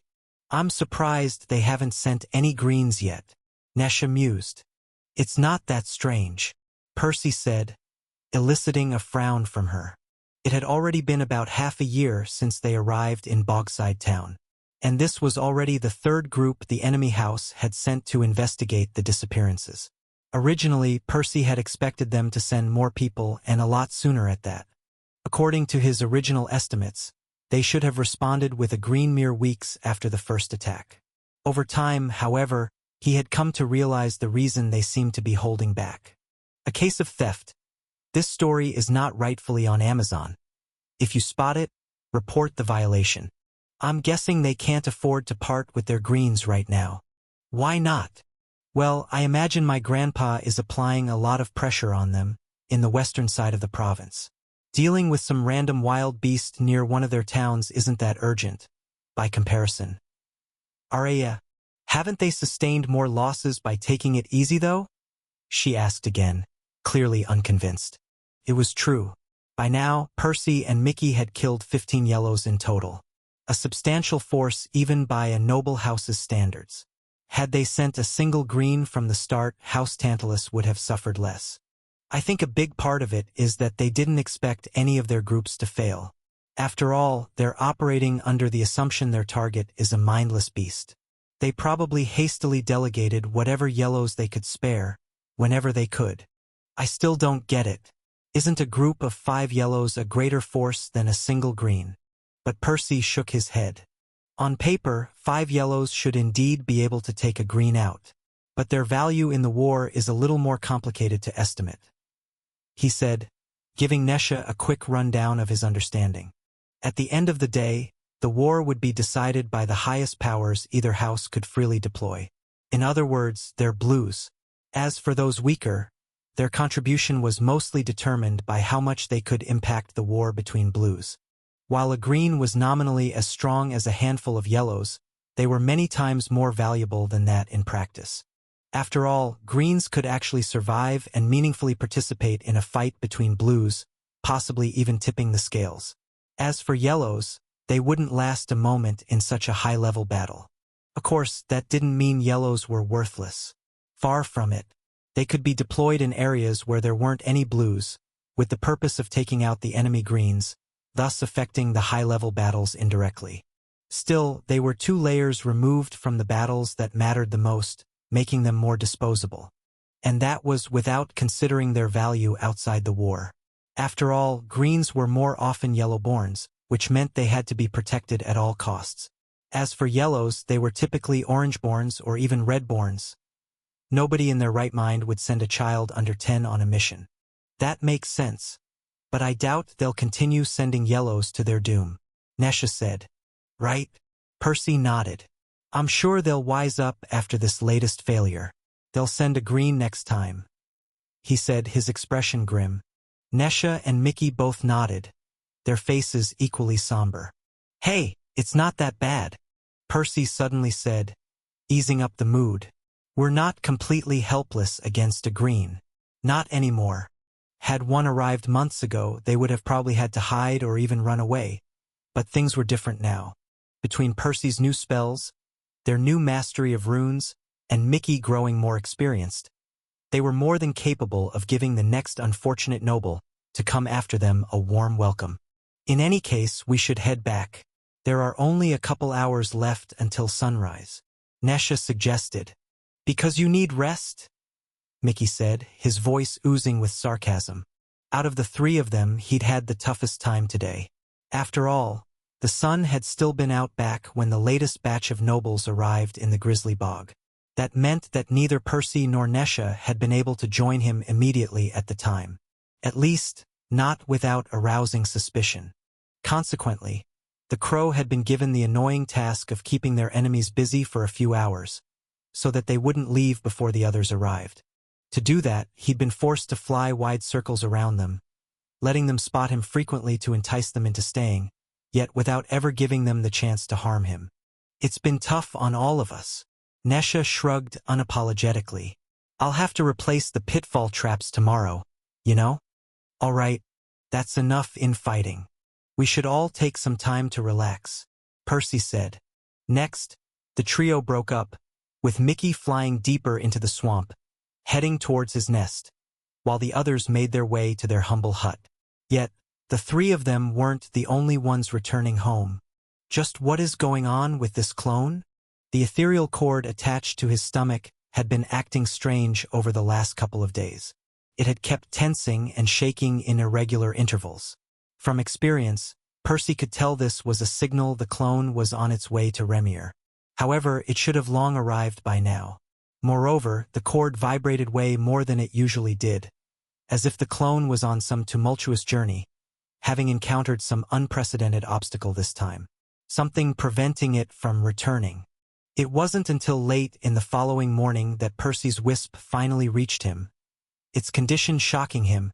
Chapter 152. Who am I? Percy hammered the flat slab of steel absent-mindedly, thinning it further with each strike.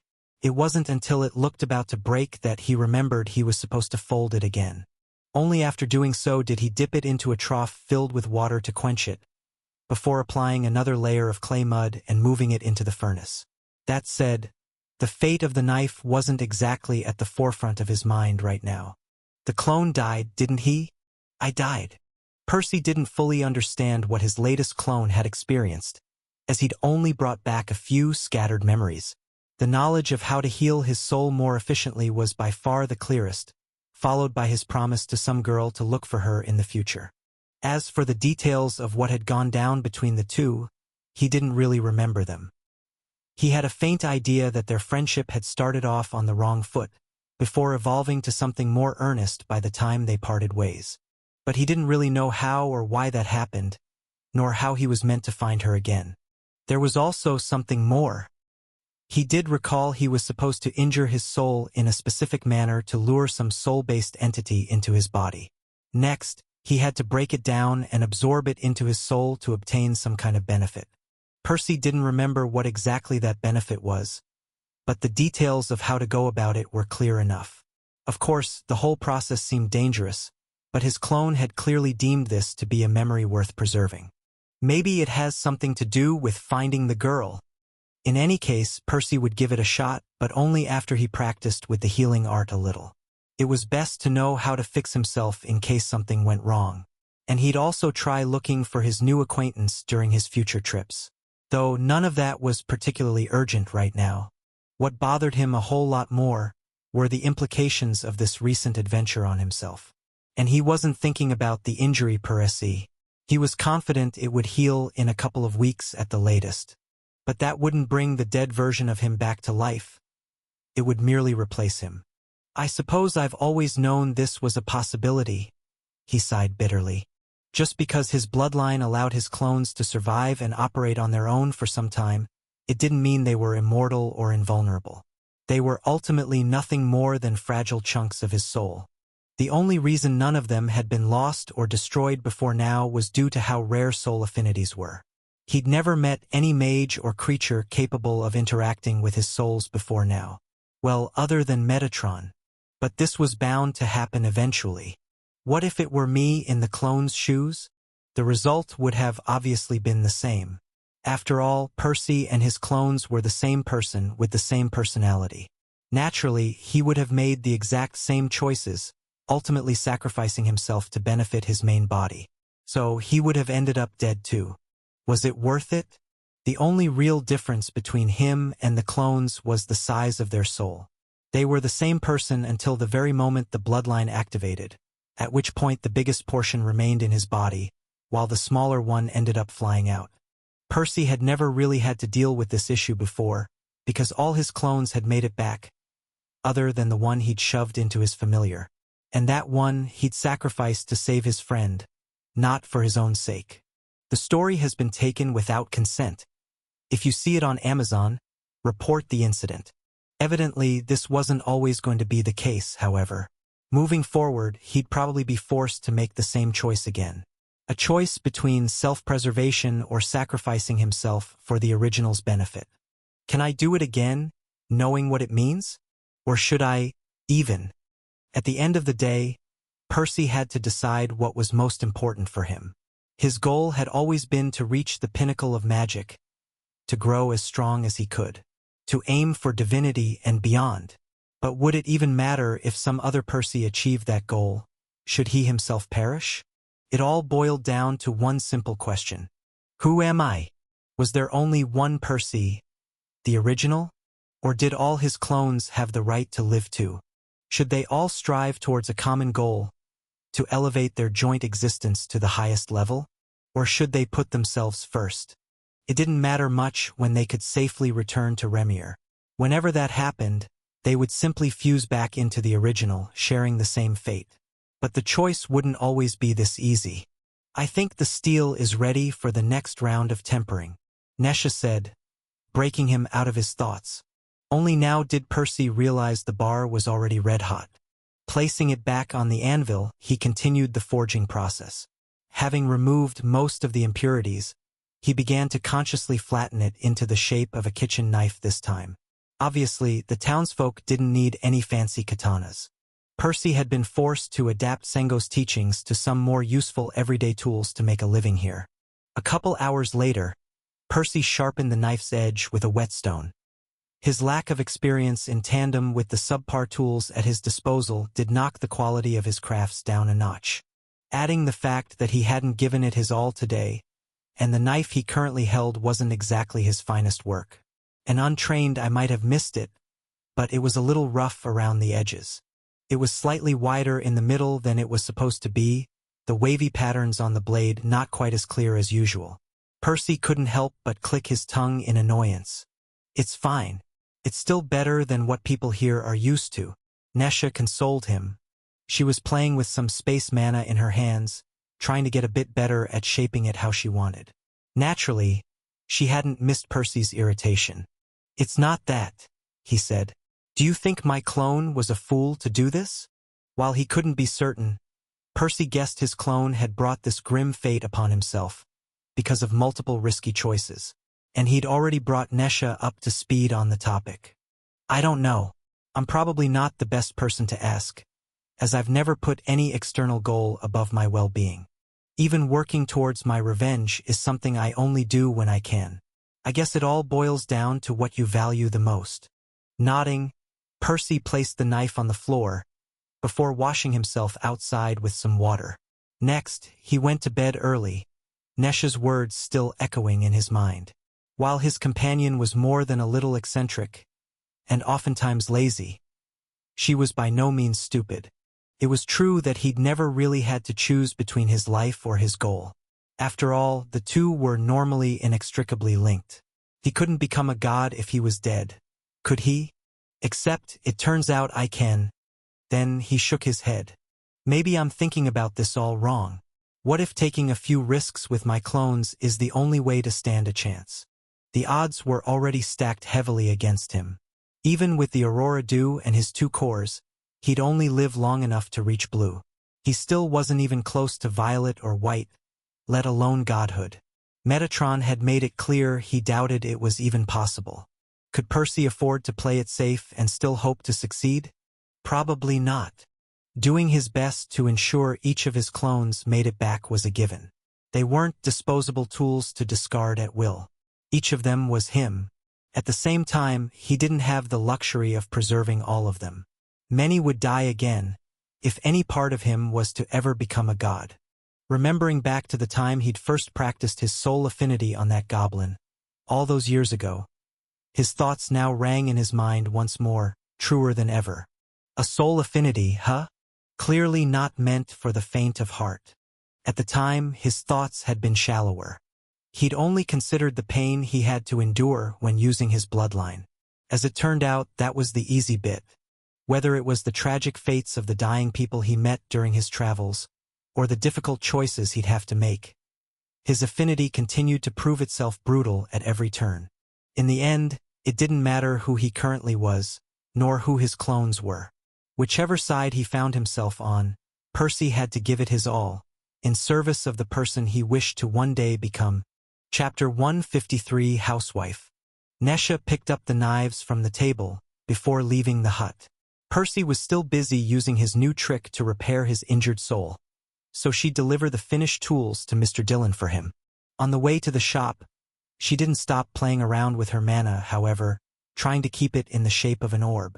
It was annoying training like this day in and day out, not something she was very accustomed to. Still, I don't want to lose to him. She bit her lip. At least, not too badly. Percy was already stronger than her, despite being a grade lower. This was a strange thing for Nesha, but seeing him constantly doing his best motivated her to try harder too.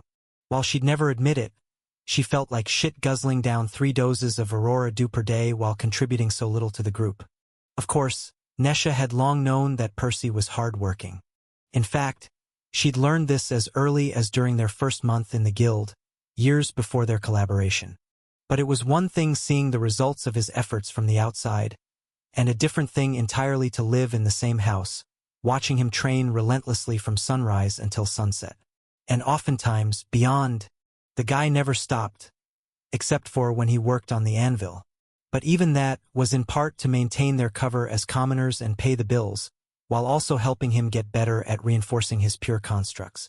Well, there's also the time he spends practicing with that atrocious ocarina, she reminded herself, cringing as the memory of the nail-scraping sound made her want to tear her hair out. She had no idea why he'd kept the darn thing, but at least he only played for Mickey nowadays. In any case, it wasn't a mystery to her how Percy had grown so strong. given his abundance of secrets combined with his peculiar work ethic, and anything else would have been stranger. She very much doubted she'd be able to keep up with him, but she wouldn't forgive herself if she continued to waste her own gifts. "Good morning, Miss Nesha, was it?" Mr. Dillon asked, breaking her out of her thoughts. "How is Percy doing? I haven't seen him much lately." "Good morning. Indeed, he spends all day working at home," she said, speaking a half-truth. "I figured helping him out with the chores was the least I could do." She handed him the knives, getting some silver coins in return, as well as a couple bars of pig iron that Percy would be using for the next batch.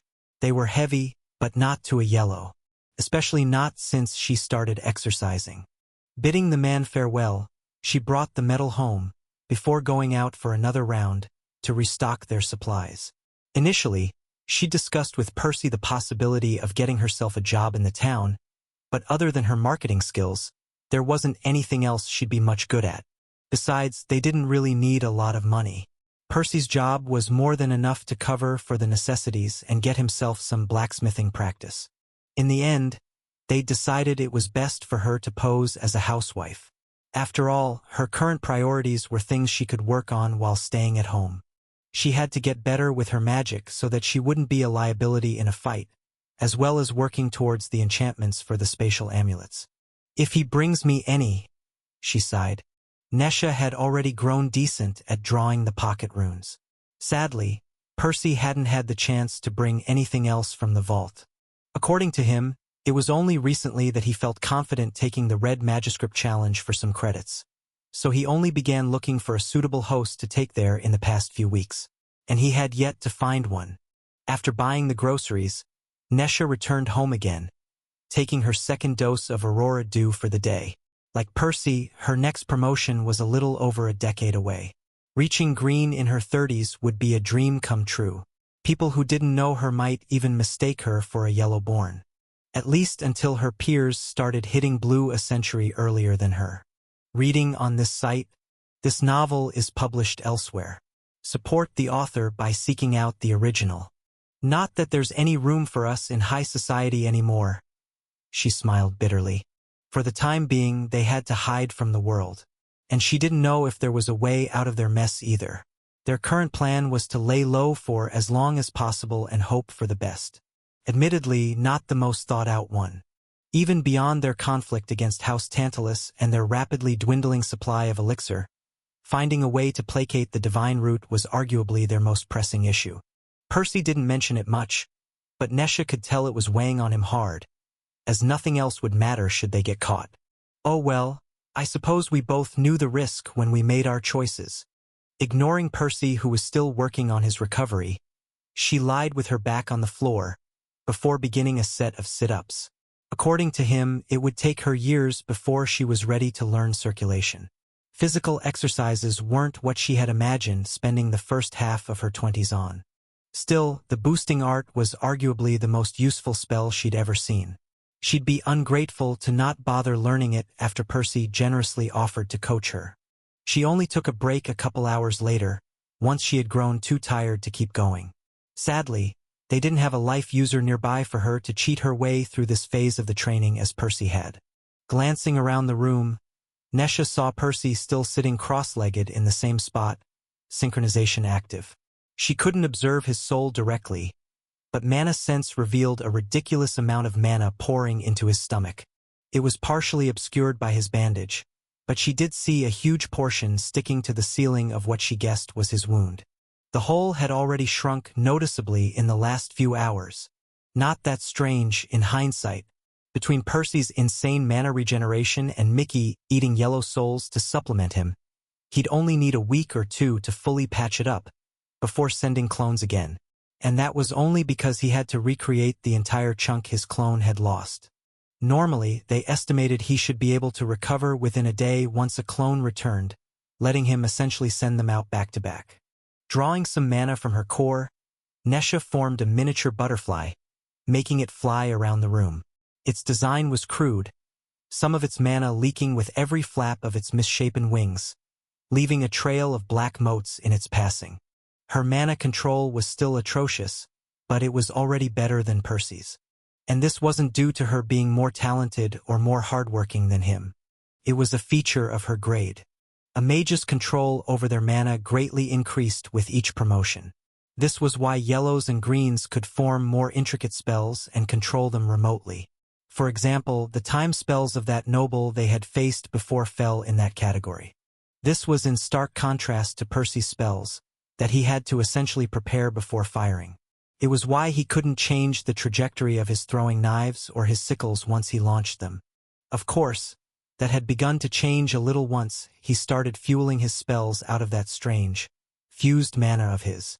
Powered by 2 orange cores, his teal constructs were easier for him to control, which was how he was able to more easily change the mantle to a bunch of projectiles or change his mana's properties mid-flight. At least, that was their current hypothesis. Oh well, it's none of my business anyway. I have my own magic to worry about, she thought, letting the butterfly disperse once she ran out of mana to fuel it. Looking out of the window, she noticed it was already dark. She grabbed another vial of Aurora Dew from the amulet, before heading towards the door.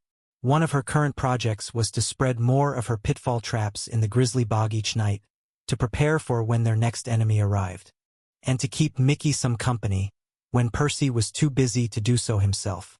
Yet, right when she was about to leave, Percy spoke, stopping her in her tracks. Nesha. Remember when you asked me to give you a second core? Of course, you said it was too dangerous to try that on a friend. Also, that it wouldn't be of any use to me if I didn't train with it. Right? Both of those are still true, but a couple things have changed since then. Nesha nodded. She still wasn't quite ready to fight a fellow yellow by herself, but she was confident she could support Percy and Mickey in a fight without hitting them by accident. I'm not just talking about your own growth, Percy added, probably guessing what she was thinking. This mending art is a game changer. Obviously, I'd like to spend some more time getting better with it, and it's never going to be completely risk-free, but it would be hypocritical of me to lecture others about risks when I'm gambling with my own life all the time. Nesha's eyes widened, but Percy raised a hand to stop her. Not right now. Keep practicing and think hard about it. If you still want to go through with it, I'll give it a shot as soon as we get ourselves more elixir. Chapter 154. Mend. The soul mana gushed through Percy's channels like a torrential river, lighting up a silver maelstrom around his sternum. Tears formed and closed throughout his soul, but he didn't pay them any attention, having long grown used to this version of his boosting art. Instead, his attention was glued to the hole around his stomach, as it had been over the last couple of weeks. The rush of mana tried to fill the crater like a lake, a lot of it leaking out of the wound, though Percy held it back as best as he could. Instead, he guided it to stick to the surface of the hole as much as possible, cutting down the losses. In addition, he willed it to act with purpose, boosting his soul's natural regeneration rather than blindly attempting to patch the wound up. Not only that, but he focused it in interspaced locations, prioritizing the growth of thin tendrils all over the wound, rather than letting the mana act uniformly. Congratulations! You have mastered a new spell. Mend Crude. Finally! He had spent several days making up for his nearly destroyed clone, the crater having already shrunk from the size of a grapefruit to that of a cherry. The latest healing art he had brought back from the mysterious girl, whose name he didn't quite remember, had clearly done wonders, even in its incomplete state. Yet, it wasn't until now that the status deemed his mastery sufficient to list it along with the other spells. Naturally, Percy was elated his efforts were recognized, but he didn't let his concentration waver, continuing the arduous process of mending his soul.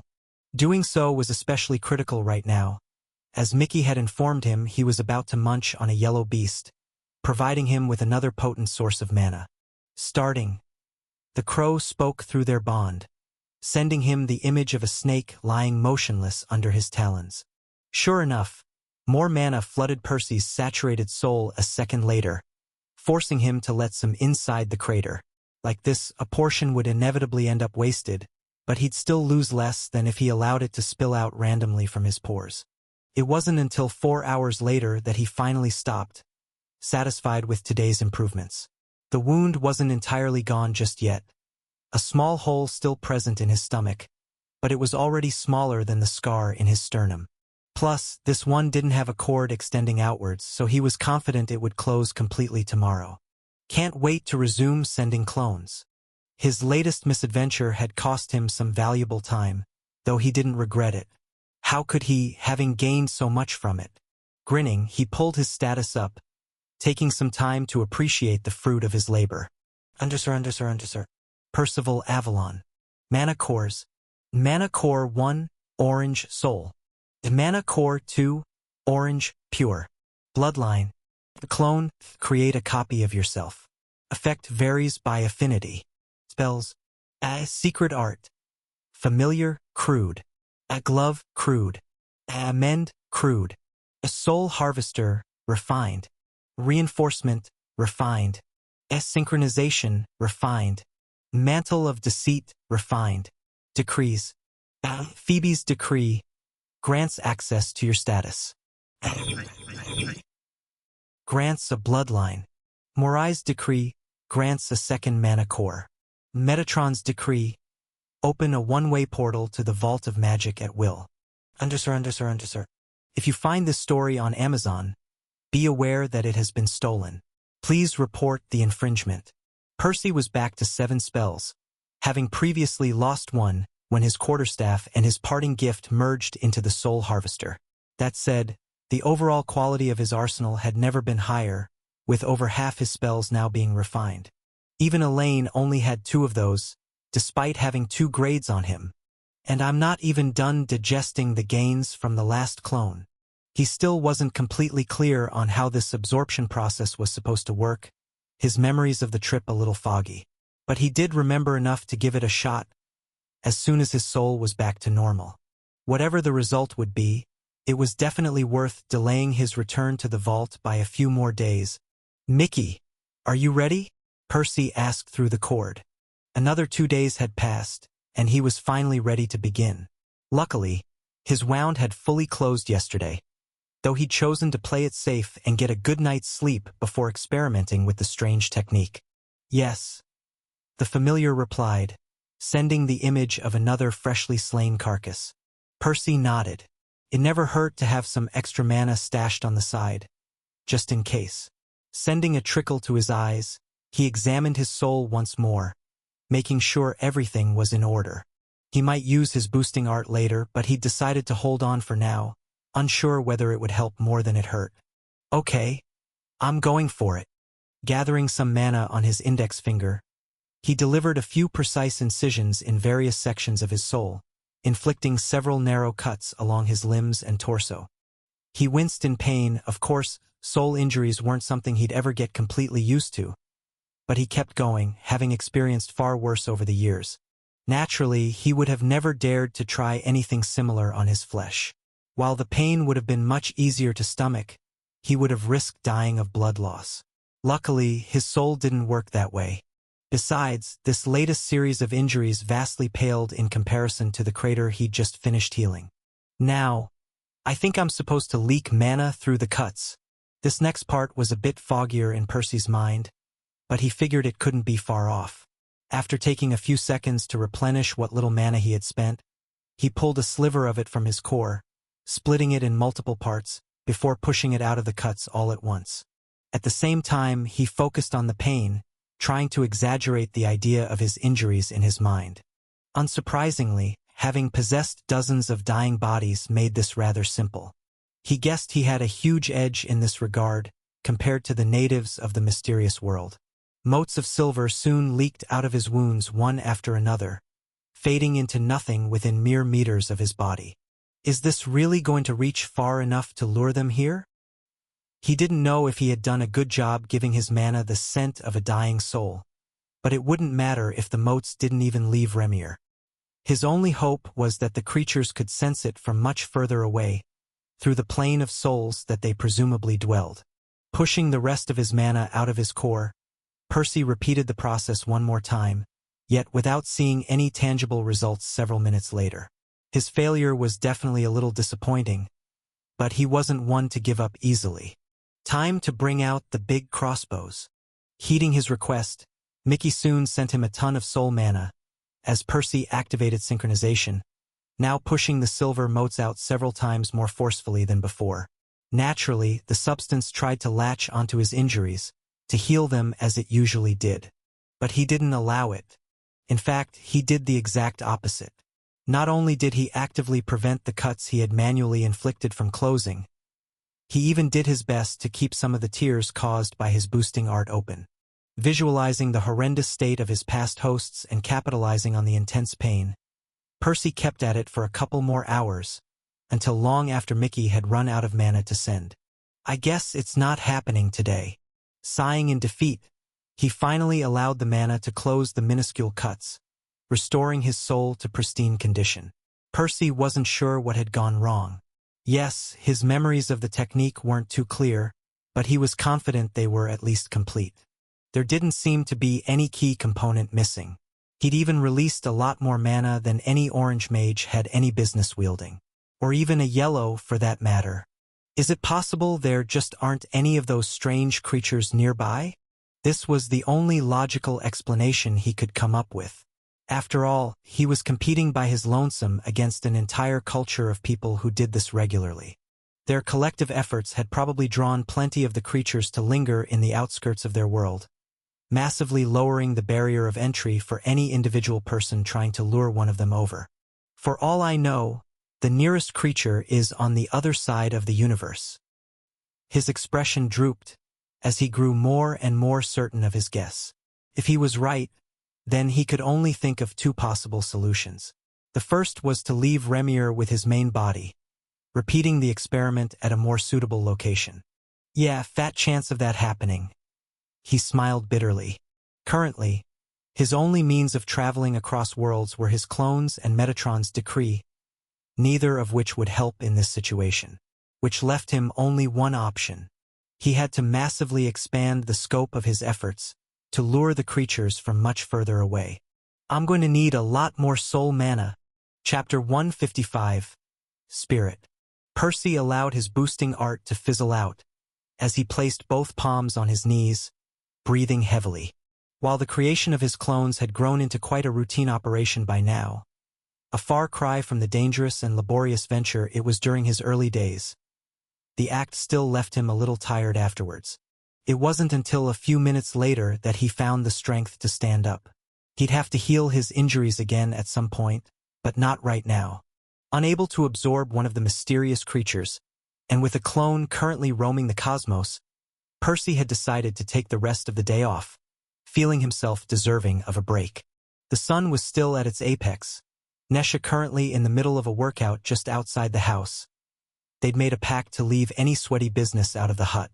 Walking to a wall, he reached out towards nothing in particular, seemingly grabbing a fistful of empty air. It wasn't until a second later that a glowing teal scythe manifested in his hand. Naturally, this was his latest refined spell, the Soul Harvester. Only, Percy hadn't created this one today, but nearly a week ago. This was a convenient feature of his twice-fused mana. The cyan crystals were already semi-permanent constructs which could survive for an extended period of time without breaking down. His mixed mana constructs created through reinforcement inherited some of that durability, though not all of it, due to the presence of regular mana causing them to decay over time. That said, using his teal mana pushed the durability even further, as the substance had always been a little harder to break down. What all this meant was that his scythe could survive for several days before its structural integrity was compromised. A very fortunate development indeed, as creating each one was a time-consuming process, especially with all the concealment runes Percy had to embed into each one. Tracing his finger along the weapon's length, Percy nodded in satisfaction as he examined the scythe's condition. Still good. Propping the construct against the wall, he robbed it of its color again, before leaving the house for some fresh air. The dirt roads of the small town were not quite busy, but perhaps active was an apt term. A few of the townsfolk walked about, greeting each other with a smile, chatting for a few minutes at a time, or entering a shop. The mood was strangely uplifting, which made Percy crease his brow. I'd have thought these people would be more downtrodden, given the circumstances. The residents of Bogside Town had a lot more problems to deal with, even compared to the average commoner on Remir. For one, they lived under the jurisdiction of a particularly ruthless noble house, slaughtering them on a regular basis, treating them as little more than livestock to feed their horrific bloodline. And that was without even considering the economic difficulties these people had to endure. Most towns across Remir were good at producing at least something of value. They had to, in order to survive. A few of them, like the nearby Grey Quarry town, had mines in their vicinity and could export ores and minerals. Others were suitable for growing magical reagents, things that places like the Alchemists Guild needed. Sadly for the people of Bogside Town, they'd drawn the short end of the stick in that regard as well. From what Percy understood, there was some fertile land to the northwest of the town, allowing the peasants to supply their cruel overlords with crops and animal products. However, that wasn't exactly the most profitable business, so they normally had to supplement it by gambling their lives to venture into the nearby swamp, harvesting some additional materials from the magical beasts living there.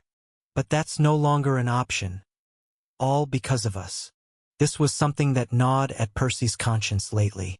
An unfortunate side effect of his actions was that he'd rendered the entire bog off-limits for the residents, inadvertently cutting off part of their lifeblood. He and Nesha could see that these people were struggling more to get by than when they had first arrived in the town. This narrative has been unlawfully taken from Royal Road. If you see it on Amazon, please report it. That said, they didn't seem too distraught over it, for some reason. With the pretense of browsing for some bread from the local bakery, Percy paid attention to a couple of ladies gossiping loudly by the entrance. Okay, eavesdropping was admittedly not his classiest moment, but he was dying to know why these people seemed so chirpy, despite the harsh times they were living in. Hey Margaret, how's Randall doing today? Is his knee still bothering him? Good morning, Brenda. You know how these things are. The pain is getting worse. Last night he woke up all sweaty. He couldn't go back to sleep again. Oh my God, that sounds awful. You really need to take him to a life mage. Margaret sighed. I know. The problem is, he's not in any condition to travel. The nearest life mage lives in Grey Quarry Town. It'll cost 3 times as much to get him to come to us, and with Randall unable to work in the fields, our finances are a bit tight too. Do you want us to lend you some money? Brenda offered. Waiting is only going to make the situation worse. Oh no. No. Margaret hurriedly waved at her friend. You're raising 2 young kids, Brenda. I appreciate your kindness, but we can't impose on you. Brenda insisted some more, though Margaret just shot her down. Still listening in, Percy couldn't help but feel his chest tighten, as their words only exacerbated his guilt. Though the next thing Margaret said made him furrow his brow. Besides, I'd take this situation any day over what we had in the past, she said, her features easing. I know what you mean. Having a little less food on the table is a small price to pay. How long has it been, even? About a year. Almost. Gods, we'd have lost 12 people by now. Margaret nodded. Probably more. Those bastards used to take a handful each time. I hope House Avalon wipes them all out. Shoo. We aren't alone. Margaret whispered, discreetly pointing at Percy, who hurriedly looked away, his cheeks heating up. Geez, I wouldn't worry about the new kid ratting us out to those bastards, Margaret. Remember what they tried to do to his wife a few months back. Anyway, I hope that monster bird stays in the grizzly bog forever. Money be damned. I'd rather go hungry with my kids and husband than wake up every morning afraid I'll lose them. Do you think we'll be safe here, though? What if the beast flies over here one day, looking for food? Well, I suppose it's possible, but I doubt it can take the whole town on. Besides, it hasn't harmed a hair from any of our heads so far. It's only ever touched the pompous bastards who went looking for it. Margaret remained silent for a few seconds, seemingly pondering something. Say, do you think the rumor about it is true? Brenda chortled. Come on, Margaret. Don't tell me you believe that crap? That's the kind of shit Fagin tells the kids. I know. It sounds ridiculous. Margaret chuckled too. Still, how else do you explain the strange glow on its body? Beasts can't use magic like that. Both Rennie and Samia saw it. They said it looked almost— She paused, contemplating her next words carefully. Sacred. And then it let them go, only attacking those people. No way. There's got to be some kind of coincidence. Maybe it went after the nobles first because they were stronger and thus tastier. As for the glow, I think that's probably an exaggeration. I bet its feathers just reflect the sunlight in a weird way. The girls must have mistaken it in their panic. Sounds like a stretch, Margaret insisted. And believing that a guardian spirit descended from the heavens to protect our town doesn't? Brenda asked in incredulity. Look, I'm not saying that. Just maybe the bird has some level of intelligence and wanted to help us out. Anyone would, after seeing how those people treat us. Brenda shook her head. Nah, Margaret, this is a good thing for us, but don't go ascribing some noble purpose to a wild beast. It'll only get you killed if you ever come face to face with it. Most likely it just got hungry, plunging its talons into the first people it saw. And House Tantalus won't stop poking at it, sending more and more of their men to their doom. What about Lenon then? How do you explain that? 2 nights ago he went into the bog, scavenging for food.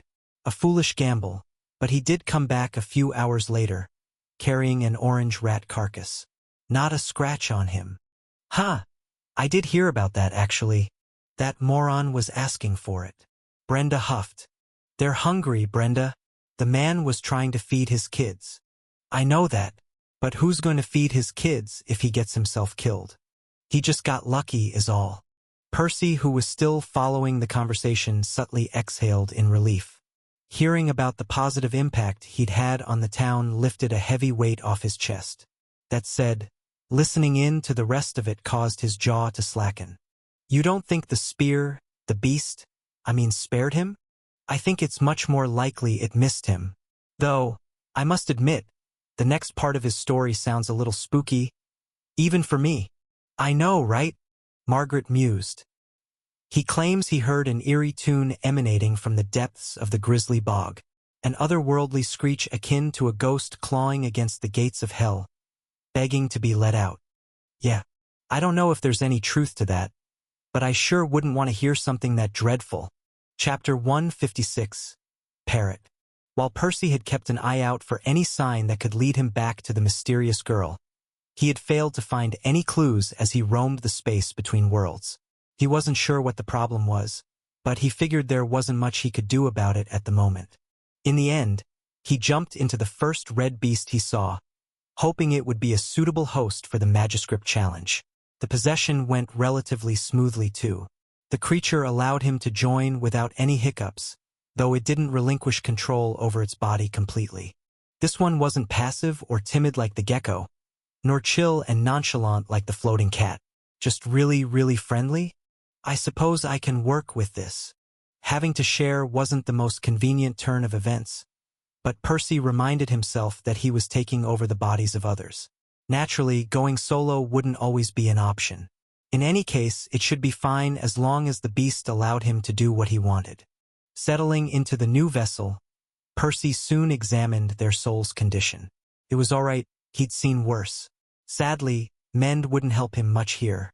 Even with his improved efficiency and his potent orange mana, his pitiful stash wouldn't be anywhere near enough to bring his host back from the verge of death. As always, the best he could hope for was to temporarily patch the cracks up. Maybe I can come up with a spell for that too. At some point, a few minutes later, he managed to tap into the body's senses. The first thing he felt was the gentle warmth of the sun, licking at the front side of their body.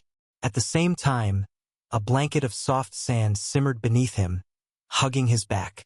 Next, he tried to take a breath, only to realize he couldn't. Shocker. It was ridiculous, but perhaps not so surprising, how often his hosts had died of some form of suffocation. Though, unlike Takeo or the monkey, this guy hadn't been strangled by a vine, nor drowned. It had choked. Percy felt an object in their throat, blocking their air canal. Upon regaining consciousness, his host desperately tried to cough it out, to no avail. Of course not. If it was that easy, he wouldn't have died in the first place. Luckily for him, he had Percy to help him this time. Pulling a sliver of teal mana from his stash, Percy moved it to their throat, pushing against the obstruction. A few seconds later, their joint efforts were enough to dislodge the object, letting the creature spit it out. "What do we have here?" The beast greedily gasped for air the first chance it got, though Percy ignored it as he examined the instrument of his demise. It was a large, spherical object, pink and hairy, almost like a miscolored coconut. In fact, his guess was probably not that far off, as he could tell via his connection to the creature that this thing was edible. "Wow, did you try eating it whole? Friendly or not?" His latest host clearly wasn't the sharpest tool in the shed. Not being in a rush to move on, Percy allowed the beast to go about its day, while examining their surroundings. As he had come to realize early on, they were currently standing on some kind of beach, though it looked very different from what one might expect. Gazing around some more, he quickly noticed it was more like a desert than a beach, as the sand extended in every direction, all the way to the horizon. Rather than a sea, it was dotted with lots and lots of small oases. Their sizes ranged from tiny puddles to lakes wider than Bogside Town, and they seemed to be filled up with regular water, the crystalline liquid shimmering as it reflected the bright sunlight and the clear blue sky both. At least the colors were right this time. What caught his eye were the tall palm trees lining up the oasis coasts, boxing them in like natural fences. Percy had never seen a palm tree back on Remier, at least not outside illustrations. But these definitely looked a little weird. They always came in pairs, their trunks intertwined with one another, as if the trees were engaged in some stationary dance, embracing their mates passionately. Their crowns lightly touched, looking like they were kissing, with lots of pink coconuts adorning their shared canopies. Odd, but also cool. More importantly, Percy spotted plenty more creatures like his host, allowing him to get a better look at them from the outside. His host was clearly an adult, not losing to the tallest of them. They were birds, their beaks short and hooked. As for their plumage, it varied from one individual to another, ranging from the brightest yellows to the gloomiest blues, to exotic pinks and warm reds. A quick glance revealed his own feathers were a relatively unassuming brown, that very thought dampening his host's mood. "Hey, for what it's worth, I think you're handsome." Percy tried cheering the bird up. Overall, the creatures faintly resembled parrots, as much as any alien ever could. That said, they had 6 limbs. Other than their wings, each of them sported 2 pairs of talons. Most of them walked on all 4, but they seemed capable of standing on their hind legs too, if they wanted. At least, that appeared to be his host's preference. Stolen content alert. This content belongs on Royal Road. Report any occurrences. Clenching one of his hands, Percy noted it had a decent range of motion. He only had 3 digits on each limb, but one was opposite the other 2, so he wouldn't have much trouble holding an object or drawing runes with it. Not as good as a human hand, or even the monkey's for that matter. He frowned. It wasn't perfect, but it would do. Next, he pulled up their status just in case there was any big surprise there. Sadly, there wasn't. Percival's clone. Mana cores. Mana core 1, red, beast. Mana core 2, seed. Spells. A glove, crude. Amend, crude. A soul harvester, refined. Reinforcement, refined. Mantle of deceit, refined. Decrees. Phoebe's decree grants access to your status. Morai's decree, incomplete. Grants the seed of a second mana core. Requires potent life mana to germinate. Metatron's decree. Open a one-way portal to the Vault of Magic at will. As always, the status listed only the spells that he could theoretically cast in this body. Synchronization and his secret art weren't among them, as he lacked his bloodline or a second core, but that didn't mean that everything else listed there was usable. I suppose the status isn't smart enough to recognize I don't have enough mana for the Soul Harvester, though a smaller mantle should be doable. Either way, he didn't want to bring any cyan or teal powder to the vault, unwilling to hand Metatron such a useful gift. That said, he'd use his fused mana if he had to. That one wasn't a secret from the Titan. After all, It was from there that he even learnt about it in the first place. While Percy was busy assessing his situation, his host went about his day unfazed. He strolled casually along the soft sands, acting as if he hadn't just evaded death. Every now and then, he waved at his peers or greeted them with a throaty squeak. Eventually, he stopped underneath the shade of a particularly large pair of palm trees, where many of his friends had gathered. Lifting his eyes from the status page, Percy examined the other creatures from up close. He guessed these ones were all males, betrayed by their more vibrant coats and slightly larger builds. They were pointing at a group of females bathing in the clear waters of the nearest lake, snickering at one another. His host looked like he was having fun. "I kind of feel bad I'm about to take him to the vault." Percy sighed. This place was essentially a paradise. No predators in sight, abundant food, a nice environment, and lots of friends or potential mates.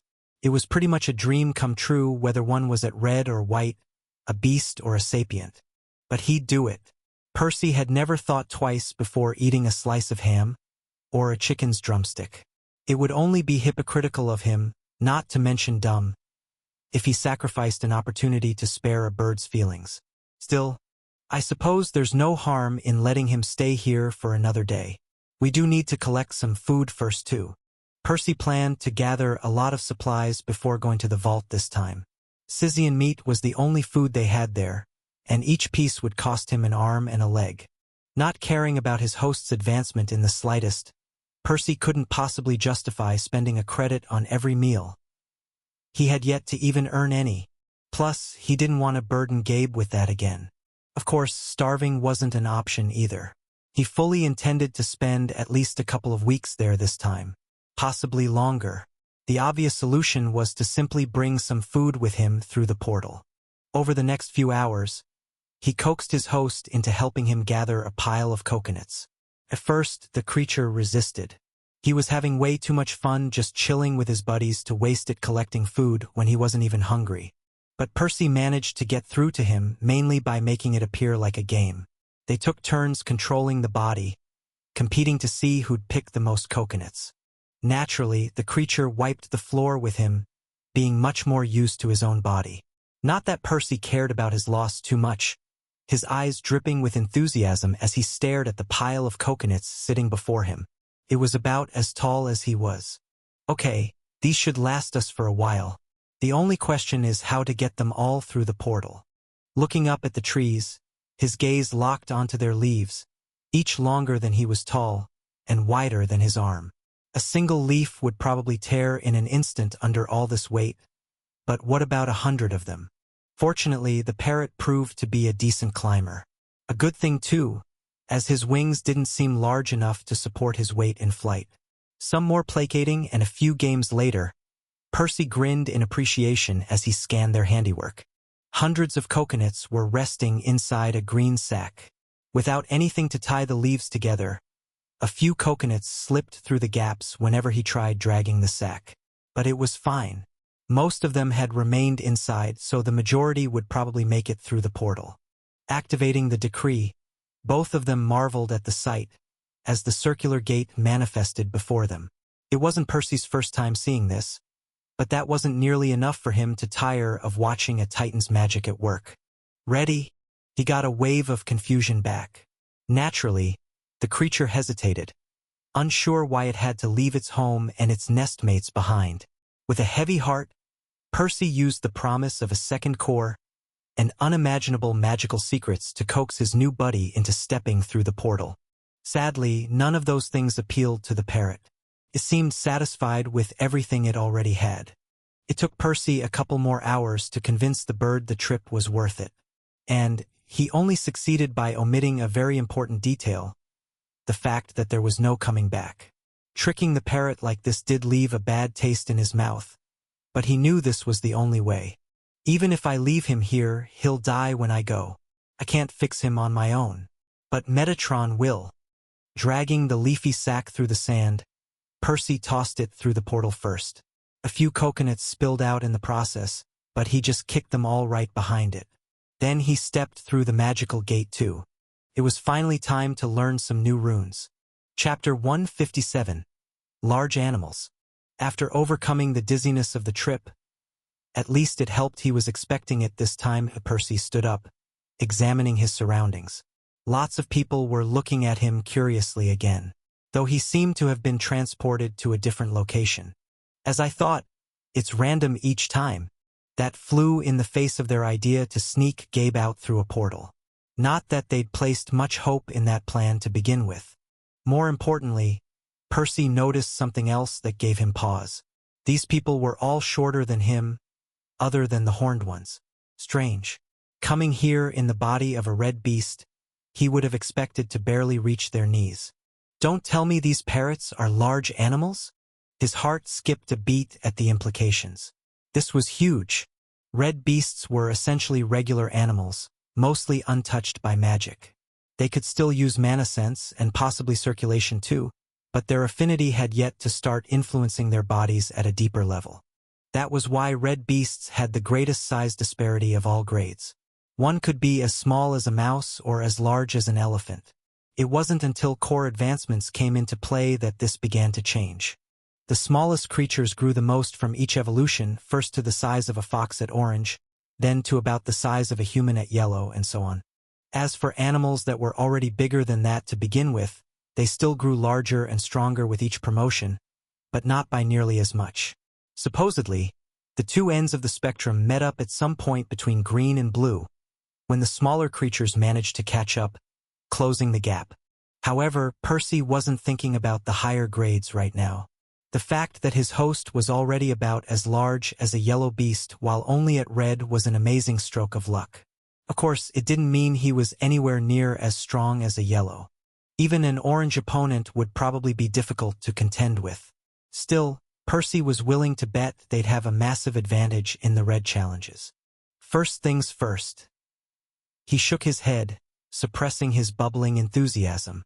He picked up the loose coconuts that had fallen out of the sack, glaring at one of the green folks who tried to snatch one.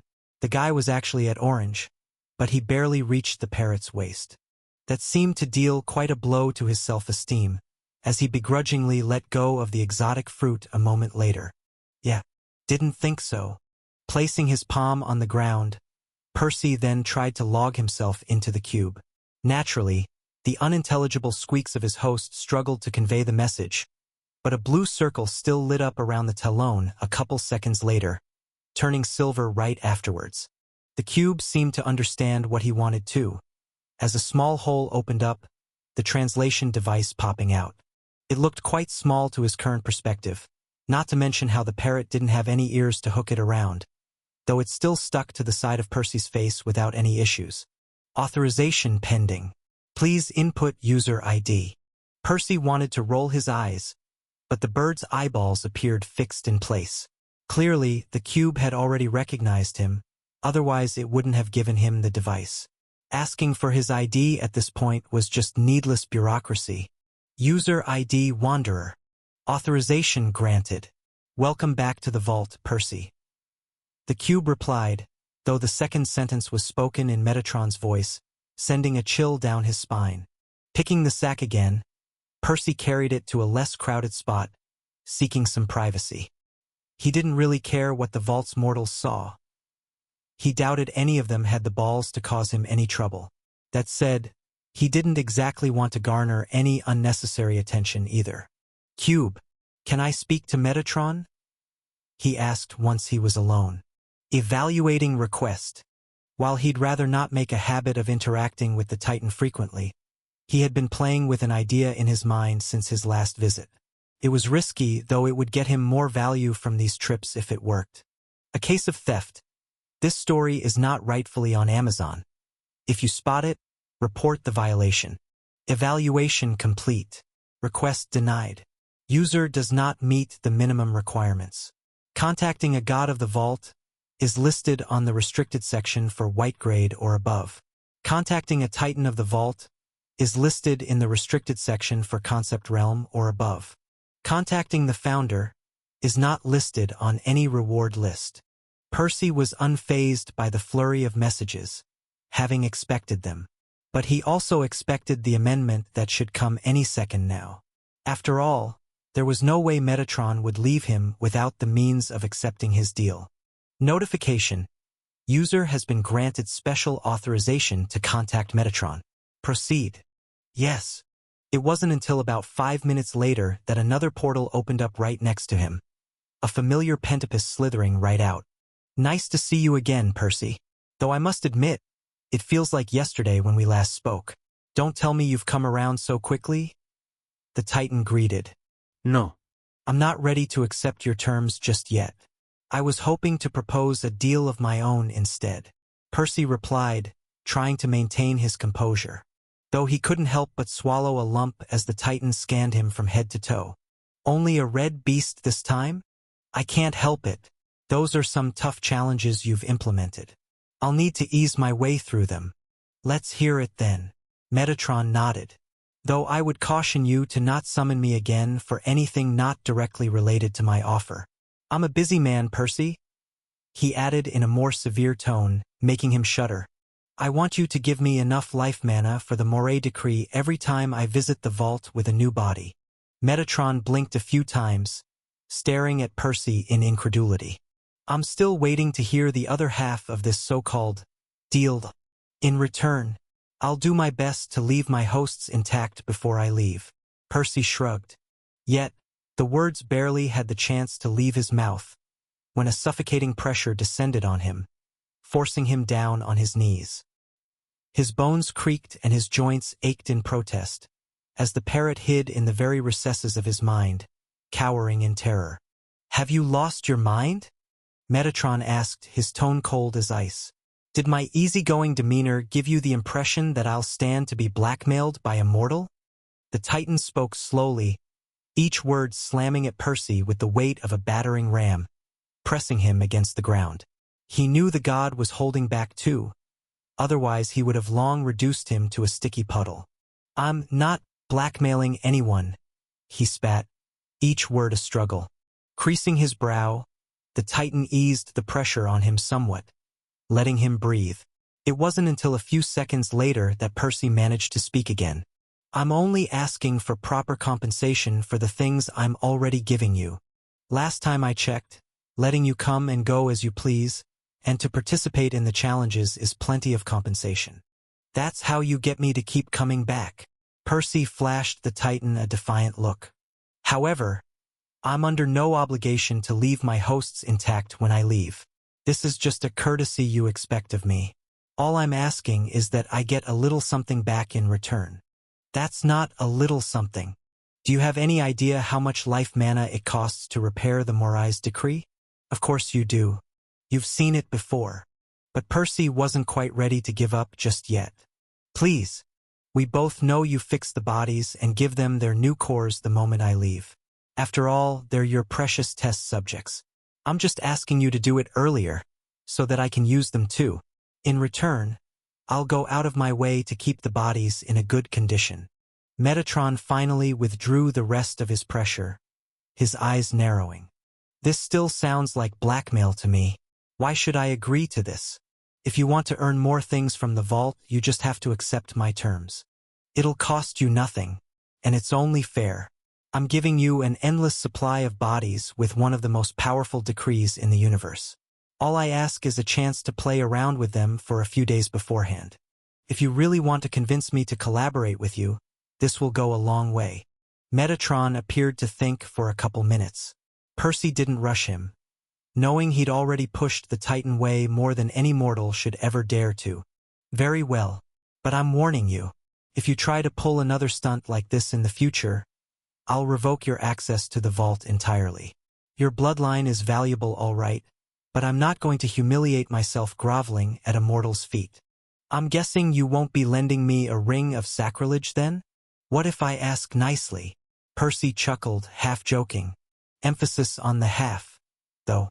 You wish, but I might consider trading you a ring for another, should you get lucky enough to find one. Or something else of equal value. Metatron laughed too, his voice trailing off as he vanished through another portal. Once the god was gone, Percy allowed himself to grin. Voicing his far-fetched demands to the Titan had been a bold move, but the payoff was immense. That said, He didn't plan on pushing his luck again anytime soon. As for what Metatron had said on the way out, he didn't pay it much heed. Something else of equal value to a ring of sacrilege? As if they grow on trees. Shaking his head, he spoke to the system. Cube, I want my body healed up completely. Evaluating request. Evaluation complete. Request denied. User does not meet the minimum requirements. Healing via divine mana is listed in the restricted section for yellow grade or above. It wasn't until a minute later the cube corrected itself. Notification. User has been granted special authorization to receive a god's life mana. Proceed. Do it, he said, not even caring if anybody saw this.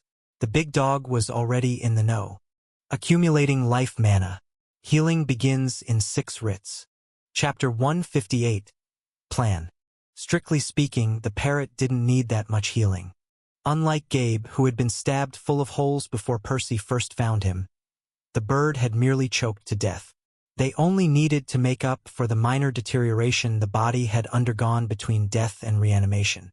Suffice to say, Percy was forced to keep scratching himself during the process, to ensure the cube didn't stop pouring life mana into them before the second core was ready. Naturally, the poor bird was taken aback both by the suffocating amount of liquid mana enveloping them, and by Percy's insistence on self-harm. However, he was still too frightened by their meeting with the Titan to dare interfere with his guest. A few minutes later, Percy nodded in appreciation, searching inwards for the new organ. Take the reins over, will you? Next, he instructed the parrot to grab their supplies and head towards the challenge cubes. The sooner they started collecting credits, the more time he'd have to study the new runes. Percy did consider dropping by the residential cubes to greet his friend, but ultimately decided against it. It hadn't been that long since he met Gabe, and it wasn't like he had any good news for him. The best he could do right now was to keep getting stronger. Of course, he'd also thought about renting a room himself so that he wouldn't have to stay outside during the whole visit. Unfortunately, even the smallest lodging cost way too much, priced at around a credit for every 18 or so Remir days, Percy's best estimate. In fact, he was a little surprised his stingy friend had deigned to splurge on that himself. Then again, the only alternative was spending his entire life homeless. Sadly, credits were far scarcer for a red than they were for a green, so Percy would have to soldier through the next few weeks. Besides, his host was a beast, so it wasn't like he'd grown up indoors either. As they walked towards the challenge cubes, Percy ignored the bird's fumbling attempts to keep the coconuts from spilling out of the rapidly degrading sack. His attention was focused on their abdomen, as he tried to locate and awaken the second core.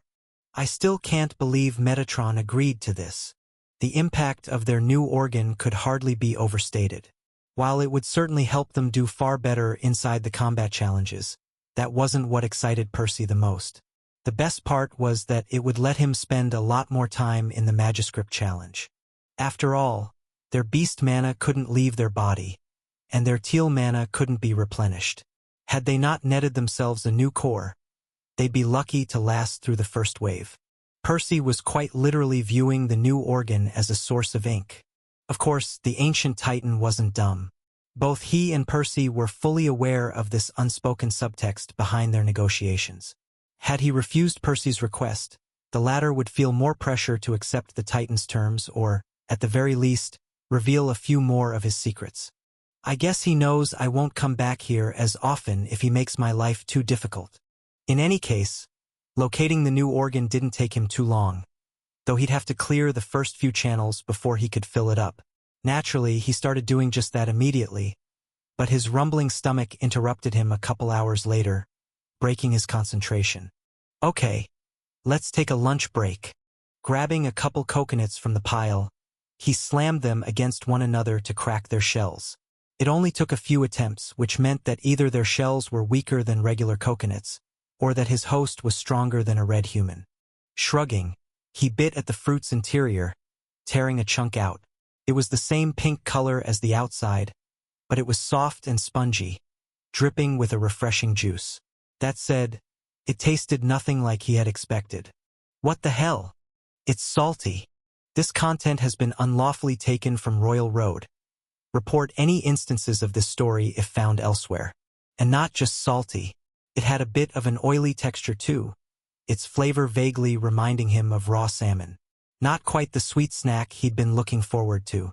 Still, he guessed it should be rather nutritious.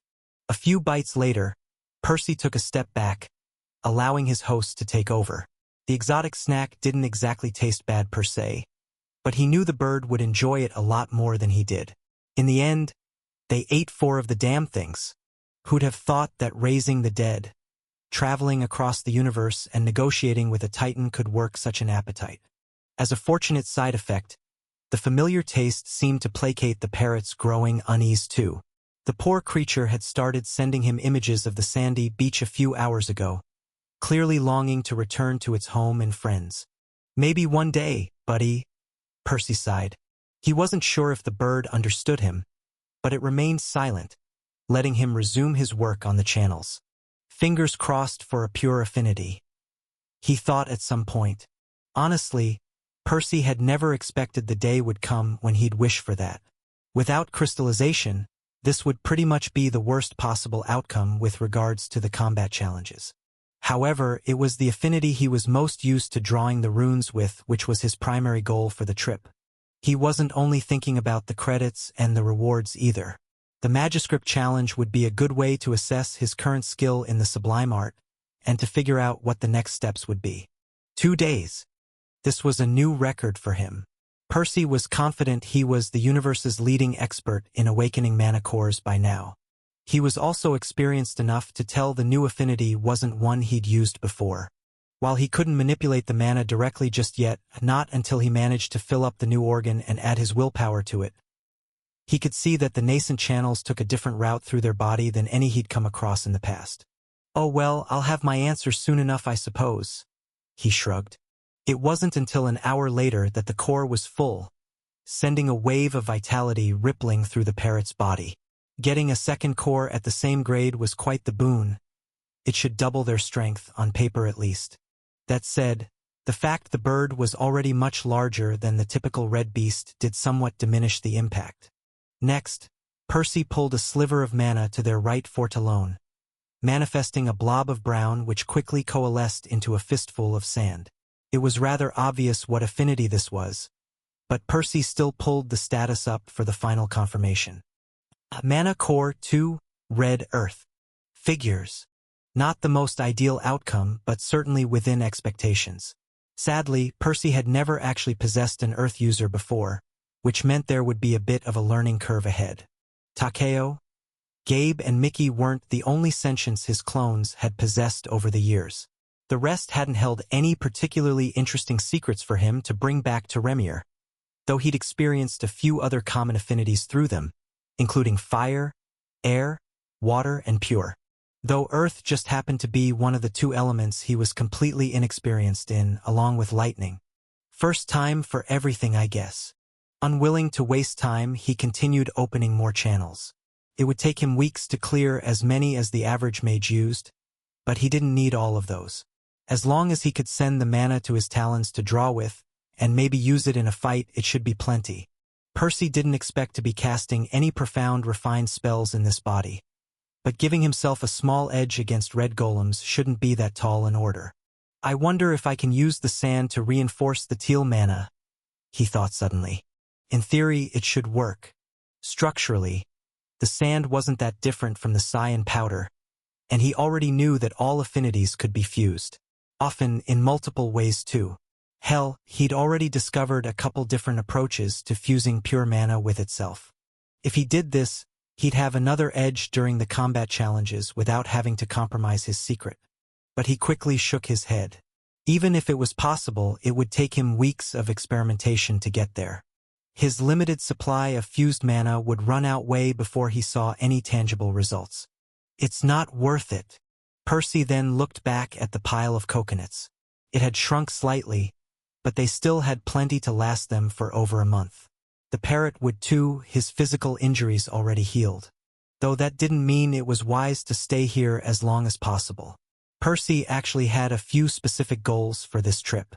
Other than getting Nesha another rune for the spatial amulets, he wanted something for himself too. He didn't know exactly what, but he was hoping for an enchantment that would let him amass more soul mana for his experiment. The sooner I bring them back, the better. After all, my main body is under a lot of pressure. Taking everything into account, Percy made a rough plan for the rest of his trip. He'd spend the rest of the week clearing out as many earth channels as he could, before diving into the Magiscript challenge. He'd progress as far as possible as his current skill with the concealment runes would allow. Hopefully that would mean at least a couple of waves. Then, he'd do the same with the combat challenges. Actually, I should give myself a couple of weeks to practice the new runes too. 2 weeks for the challenges, 2 weeks for learning. I'll return home a little over a month from now, whatever the outcome. Chapter 159, Magiscript Challenge. Wave begins. May your challenge be successful. Percy stared at the cylindrical piece of metal erected in the middle of the room. It was too short to be considered a pillar. Podium, maybe? Shrugging, he approached. In any case, the Magiscript challenge wasn't dangerous like the others. Just difficult. Hopefully, the first wave of the red level would be manageable though. Reaching the strange structure, he saw it descend slightly lower, seemingly adjusting itself to his own height. A second cylinder rose up from the ground behind him, reaching only about halfway to the first one. It was just tall enough to serve as a seat. Ha! I guess they want us to be comfortable during the challenge. Next, he looked at the first podium. A few symbols had lit up. Percy only recognized 2 of them, still not as proficient in the vault's language as he would like. Luckily, the translation device took care of it. Draw any rune 100 times, with at least a 90% success rate. Ok. It's not that bad. Evidently, a single rune was enough to carry him through the first wave. It still meant the locals couldn't make any progress in the Magiscript challenge unless they earned some credits from the others first. Or did the cube give them a few credits to get them started? Or a free lesson? Percy would have to explore the system some more later. Perhaps there was some kind of starter pack he was missing out on. In any case, the first wave seemed manageable. Gathering some earth mana on one of his claws, he began to carve one rune after another on the podium's smooth surface. He'd already practiced with this enchantment for months until he could reliably draw it on his scythe. It shouldn't take him many attempts to get through it. This is annoying. He frowned, staring at the results. Enchantment. Concealment. General. Difficulty 1. Runes drawn 100. Time taken 3,192 writs. Success rate 87%. Score adjusted due to difficulty 87%. Wave failed. Try again. Percy was sure he was normally better than this. Evidently, the parrot's lacking dexterity coupled with the unfamiliar affinity impacted him negatively, pulling his score down. The low difficulty of his chosen enchantment also meant he wasn't eligible for any bonus points either. Even worse, this was his 4th attempt already, each one having taken a little over an hour. Couldn't be helped, as his mana tended to run out about 20 runes in, forcing him to take several breaks to refill his core during each attempt. No. Naturally, Percy wasn't going to quit so easily, but his host had been bugging him to take a lunch break for a while now. Walking to a side of the challenge cube, Percy sat next to the coconut sack, picking a couple of them from the pile. He'd been forced to bring his supplies inside, as somebody might try snatching some if he left them unattended. This wasn't a big problem during the relatively peaceful Magiscript challenge, though he wasn't sure what to do when he started working on the combat ones. If we're lucky, the golems won't touch the coconuts, though I suppose I'll have to live here for the foreseeable future. He chuckled. Hopefully they don't kick me out. Either way, that was a problem for later. After finishing his meal, Percy returned to the center of the room, restarting the wave. His host had no interest in the boring task, falling back to the recesses of his mind, waiting for all this nonsense to be over. This book's true home is on another platform. Check it out there for the real experience. In the end, it took Percy 3 more attempts to barely eke out the required 90% success rate. Spending about half a day on the first wave was definitely worse than he'd hoped. Still acceptable though, considering he'd given himself 2 weeks to get through all the challenges. Congratulations! Wave 1 has been cleared. Calculating rewards. The soulless voice declared. It wasn't Percy's first time hearing this, but clearing a wave all by himself hit a lot differently than when he was merely tagging alongside Gabe. He was finally going to earn his first credits. Awarded credits, 30. Current balance, 30. Is that it? He frowned. Obviously, he'd known lower grade challenges gave out fewer credits, but this was still less than expected. If my memory serves me, Gabe earned like 6,000 from the 6th wave and 3,000 from the 3rd one. So, it should be 1,000 on the 1st. Extrapolating, he figured each grade roughly tripled the rewards, rounded for convenience. The first wave of the orange grade would probably grant 100, while the one for yellow should be at 300. Honestly, it wasn't so bad. A portion of Sizian meat was valued at 1 credit, and its effect was pretty much on par with an elixir on Remir. Converted to contribution points, that meant Percy had just earned about 12,000 of them. It took me over a month of hunting to get that many back when I joined the guild. He thought, feeling a little better, though the Redborns of the vault were still screwed if this was all they had to go by. Assuming they could clear the first 3 waves of each challenge, a rather generous assumption too, as not all of them had a bloodline or a blessing, they'd only get 540 portions of Sizian meat in total. And that was without taking into account the cost of actually delving into runecrafting in the first place. This wouldn't even last them 2 years, meaning they'd never make it to orange. I guess Gabe wasn't kidding when he said the lowborns starved to make space for more people. Presumably, the system took care of the kids at least until they first awakened their core, so somewhere between the ages of 5 and 8. After all, they didn't even know their grade before then, nor did they have the mental maturity to undertake any challenges. After that, the Redborn children only survived a couple years at best, which was ample time for them to demonstrate any unique bloodline or talent they might have. Motivated by their empty bellies, they'd give it their all until their last breath, at which point the gods could pick out any occasional outlier with a promising bloodline, leaving the rest to die in their early teens. And Metatron is probably wondering why I'm not taking his shitty deal. Percy felt the urge to laugh. I'll be damned if I ever work with that bastard. Orangeborns had it slightly better. The relatively talented ones could potentially earn around 1,800 or so credits at orange, barely giving them enough time to hit yellow. At that point, they could earn another 5,400 credits if they could maintain their momentum, living for another decade or two. But that was it. Only the most talented Yellowborns who had both a higher starting point and the potential to go past the 3rd wave actually stood a chance of making it to the higher grades. And even those people like Gabe, wouldn't easily hit violet or white. No wonder the guy is so stingy with his money. The cutoffs are even steeper here than Remir. Had Gabe been born on Remir, he'd probably be on par with the most gifted members of the Divine Root, even before he obtained his 2nd core. Here, his future wasn't quite as secure. The realization exacerbated Percy's guilt over all the things he'd made his friend buy him. I swear I'll make it up to him. In any case, he couldn't do much as he was. There was only one path forward, and he intended to see it through to the end. The good news was that he had several advantages the locals didn't. First, he didn't need any Sizian meat, which meant he could funnel all his credits into his studies. Second, he could earn credits from every grade by coming here with various bodies. Obviously, the lower levels wouldn't reward him as much, but every little bit helped. Percy fully intended to rob this place clean by the time he was done with it. Finally, his arrangement with Metatron would give him an edge, his 2nd core making up for his lack of a blessing or a bloodline. Assuming the Titan kept true to his word, of course. Cube. Start the 2nd wave of the Magiscript Challenge. Red level. User ID Wanderer. Authorization granted. Restarting Magiscript Challenge. Red level Wave 2. Wave begins in 18 writs. Percy patiently waited for the podium to light up again, before checking the requirements.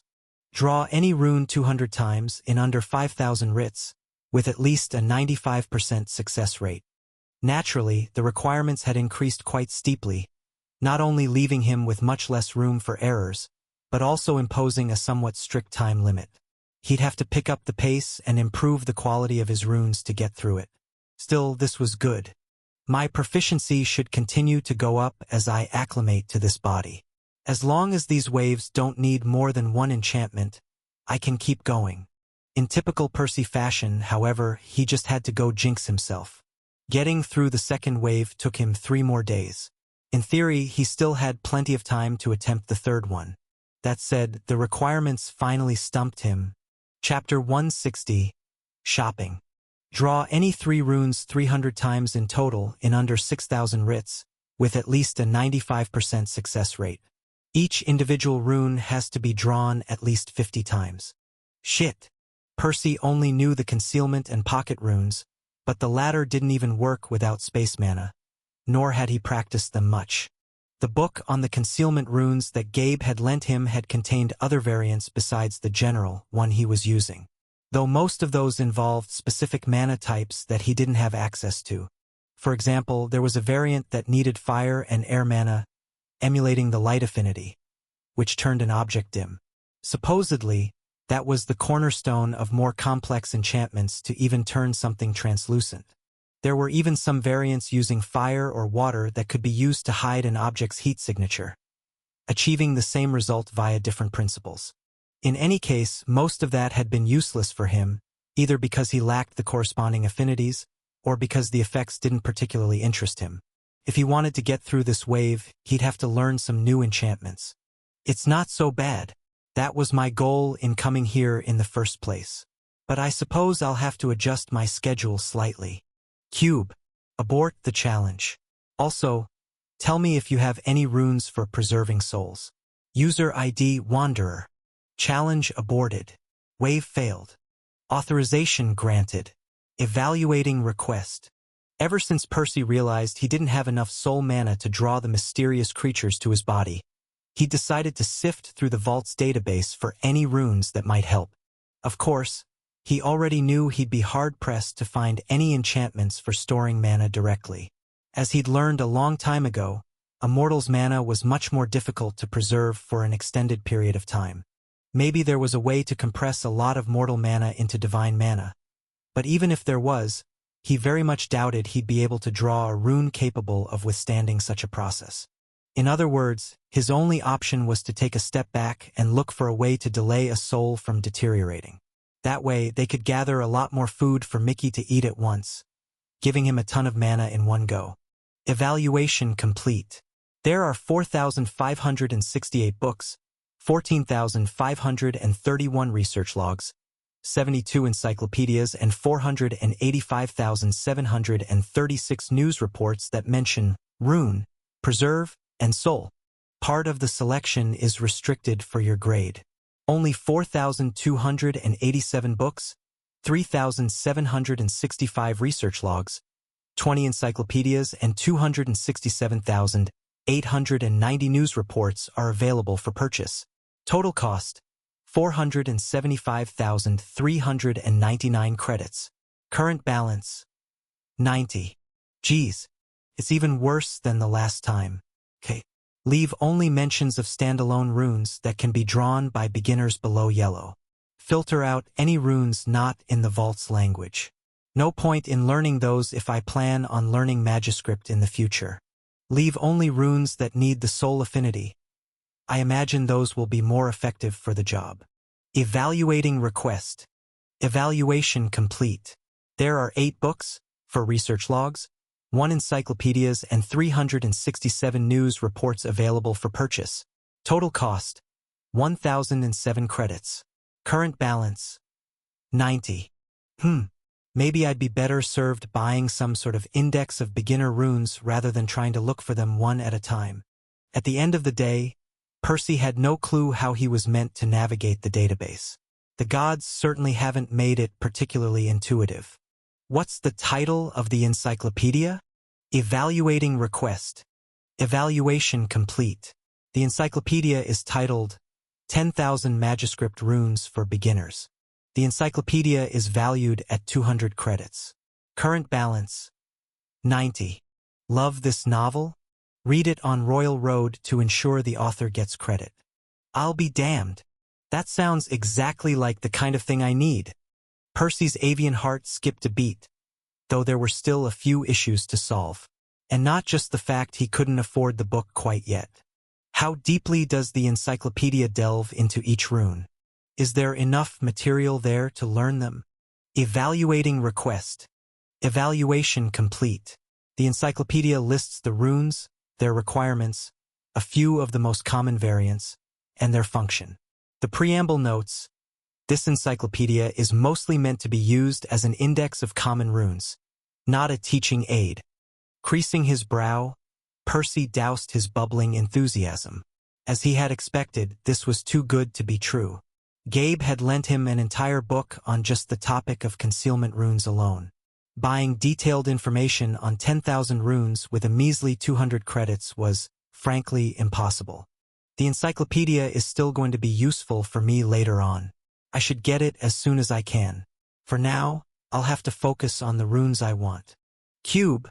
Are the remaining 8 books all focused on specific runes? Evaluating request. Evaluation complete. The 8 books are titled Preservation Rune, Volume 1, 2, 5, 9, 13, 16, 19, 20 respectively. Each delves into different variants of the Preservation Rune. These include the variants that meet the previous search criteria. Total cost, 80 credits. Current balance, 90. Okay. Does any one of the tomes include variants suitable for preserving living souls, dead souls, mana constructs, and perishable objects? Percy's query wasn't random. One part of his goal was to preserve a few corpses for Mickey to eat, but he also hoped to learn a rune he could use to patch his clone souls more effectively. That might allow him to extend his trips even further. As for the last part, well, preservation runes were widely used. It would be nice to learn a variant suitable for his soul harvester, or something to keep food fresh for longer. Evaluating request. Evaluation complete. Volumes 5, 9, and 20 meet all the search criteria. Total cost, 30 credits. Current balance, 90. Percy couldn't help but grin. He was certain he'd find what he was looking for somewhere in these 3 books. And the price was already affordable. Of course, he could try narrowing it down some more to save a few more credits, but he'd rather browse through the options and pick the most effective variant to learn. Is there any discount for somebody's first purchase? Or a free tutorial for beginners? How are kids with no credits meant to delve into the challenges in the first place? Evaluating request. Evaluation complete. User is eligible for Beginner's Bundle. Beginner's Bundle contains 30 portions of Scythian meat, allowance of 50 credits to be spent on reading material. Seriously? How come I wasn't informed of this? Was I supposed to just guess it exists? Evaluating request. Evaluation complete. All users are automatically notified about the Beginner's Bundle upon awakening their core. User's core has already awakened. User should have been informed already. Percy tried to roll his eyes again, only to be reminded his host couldn't do that. He wasn't sure if Metatron was deliberately being a prick, or if he had genuinely forgotten to mention this, but he was inching towards the former. Either way, this was good news. Leave the Scythian meat for now. He didn't know if he could sell it back to the cube for credits, but he might need it in the future if one of his clones ended up in need of a quick snack. Use my allowance to purchase those 3 books. I'm also looking for a control rune that is compatible with pocket runes and spatial amulets. It must be usable with space mana, but I'd like a variant that can also be drawn with other types for broader applications. Naturally, this rune was mostly for Nesha, though Percy wouldn't mind something he could use himself. It would enrich his arsenal, not only to get him through this challenge, but to hopefully allow him to craft more intricate enchantments in the future. Confirmed. Deducting credits. New balance, 90. Additional allowance, 20. Delivery in 6 writs. Evaluating request. Percy picked up the books from the hole before the cube assessed his second request. Evaluation complete. There are 4 books that meet the previous search criteria. They are titled Control Rune, Volume 7, 8, 18, 21, respectively. Each book contains at least one variant that is compatible with space mana, pocket runes, spatial amulets, and general applications. Total cost, 40 credits. Current balance, 90. Additional allowance, 20. Percy sighed. This was going to be a lot of reading, and he only had 2 weeks to get through it before it was time to resume the challenges. Still, it couldn't be helped. The concealment rune had already made him stronger, and the new ones promised to do the same. Do it. Use the allowance first. If he finished all his tasks in time, there was one more thing he hoped to get by the end of his trip. He had no idea if they even had anything like that or if he'd have enough credits for it, but it would qualitatively improve his kit if he managed to get his hands on it. Suddenly, he had a strange thought. Navigating the cube's database is a bit of a pain, but I'd never imagined shopping would be so much fun.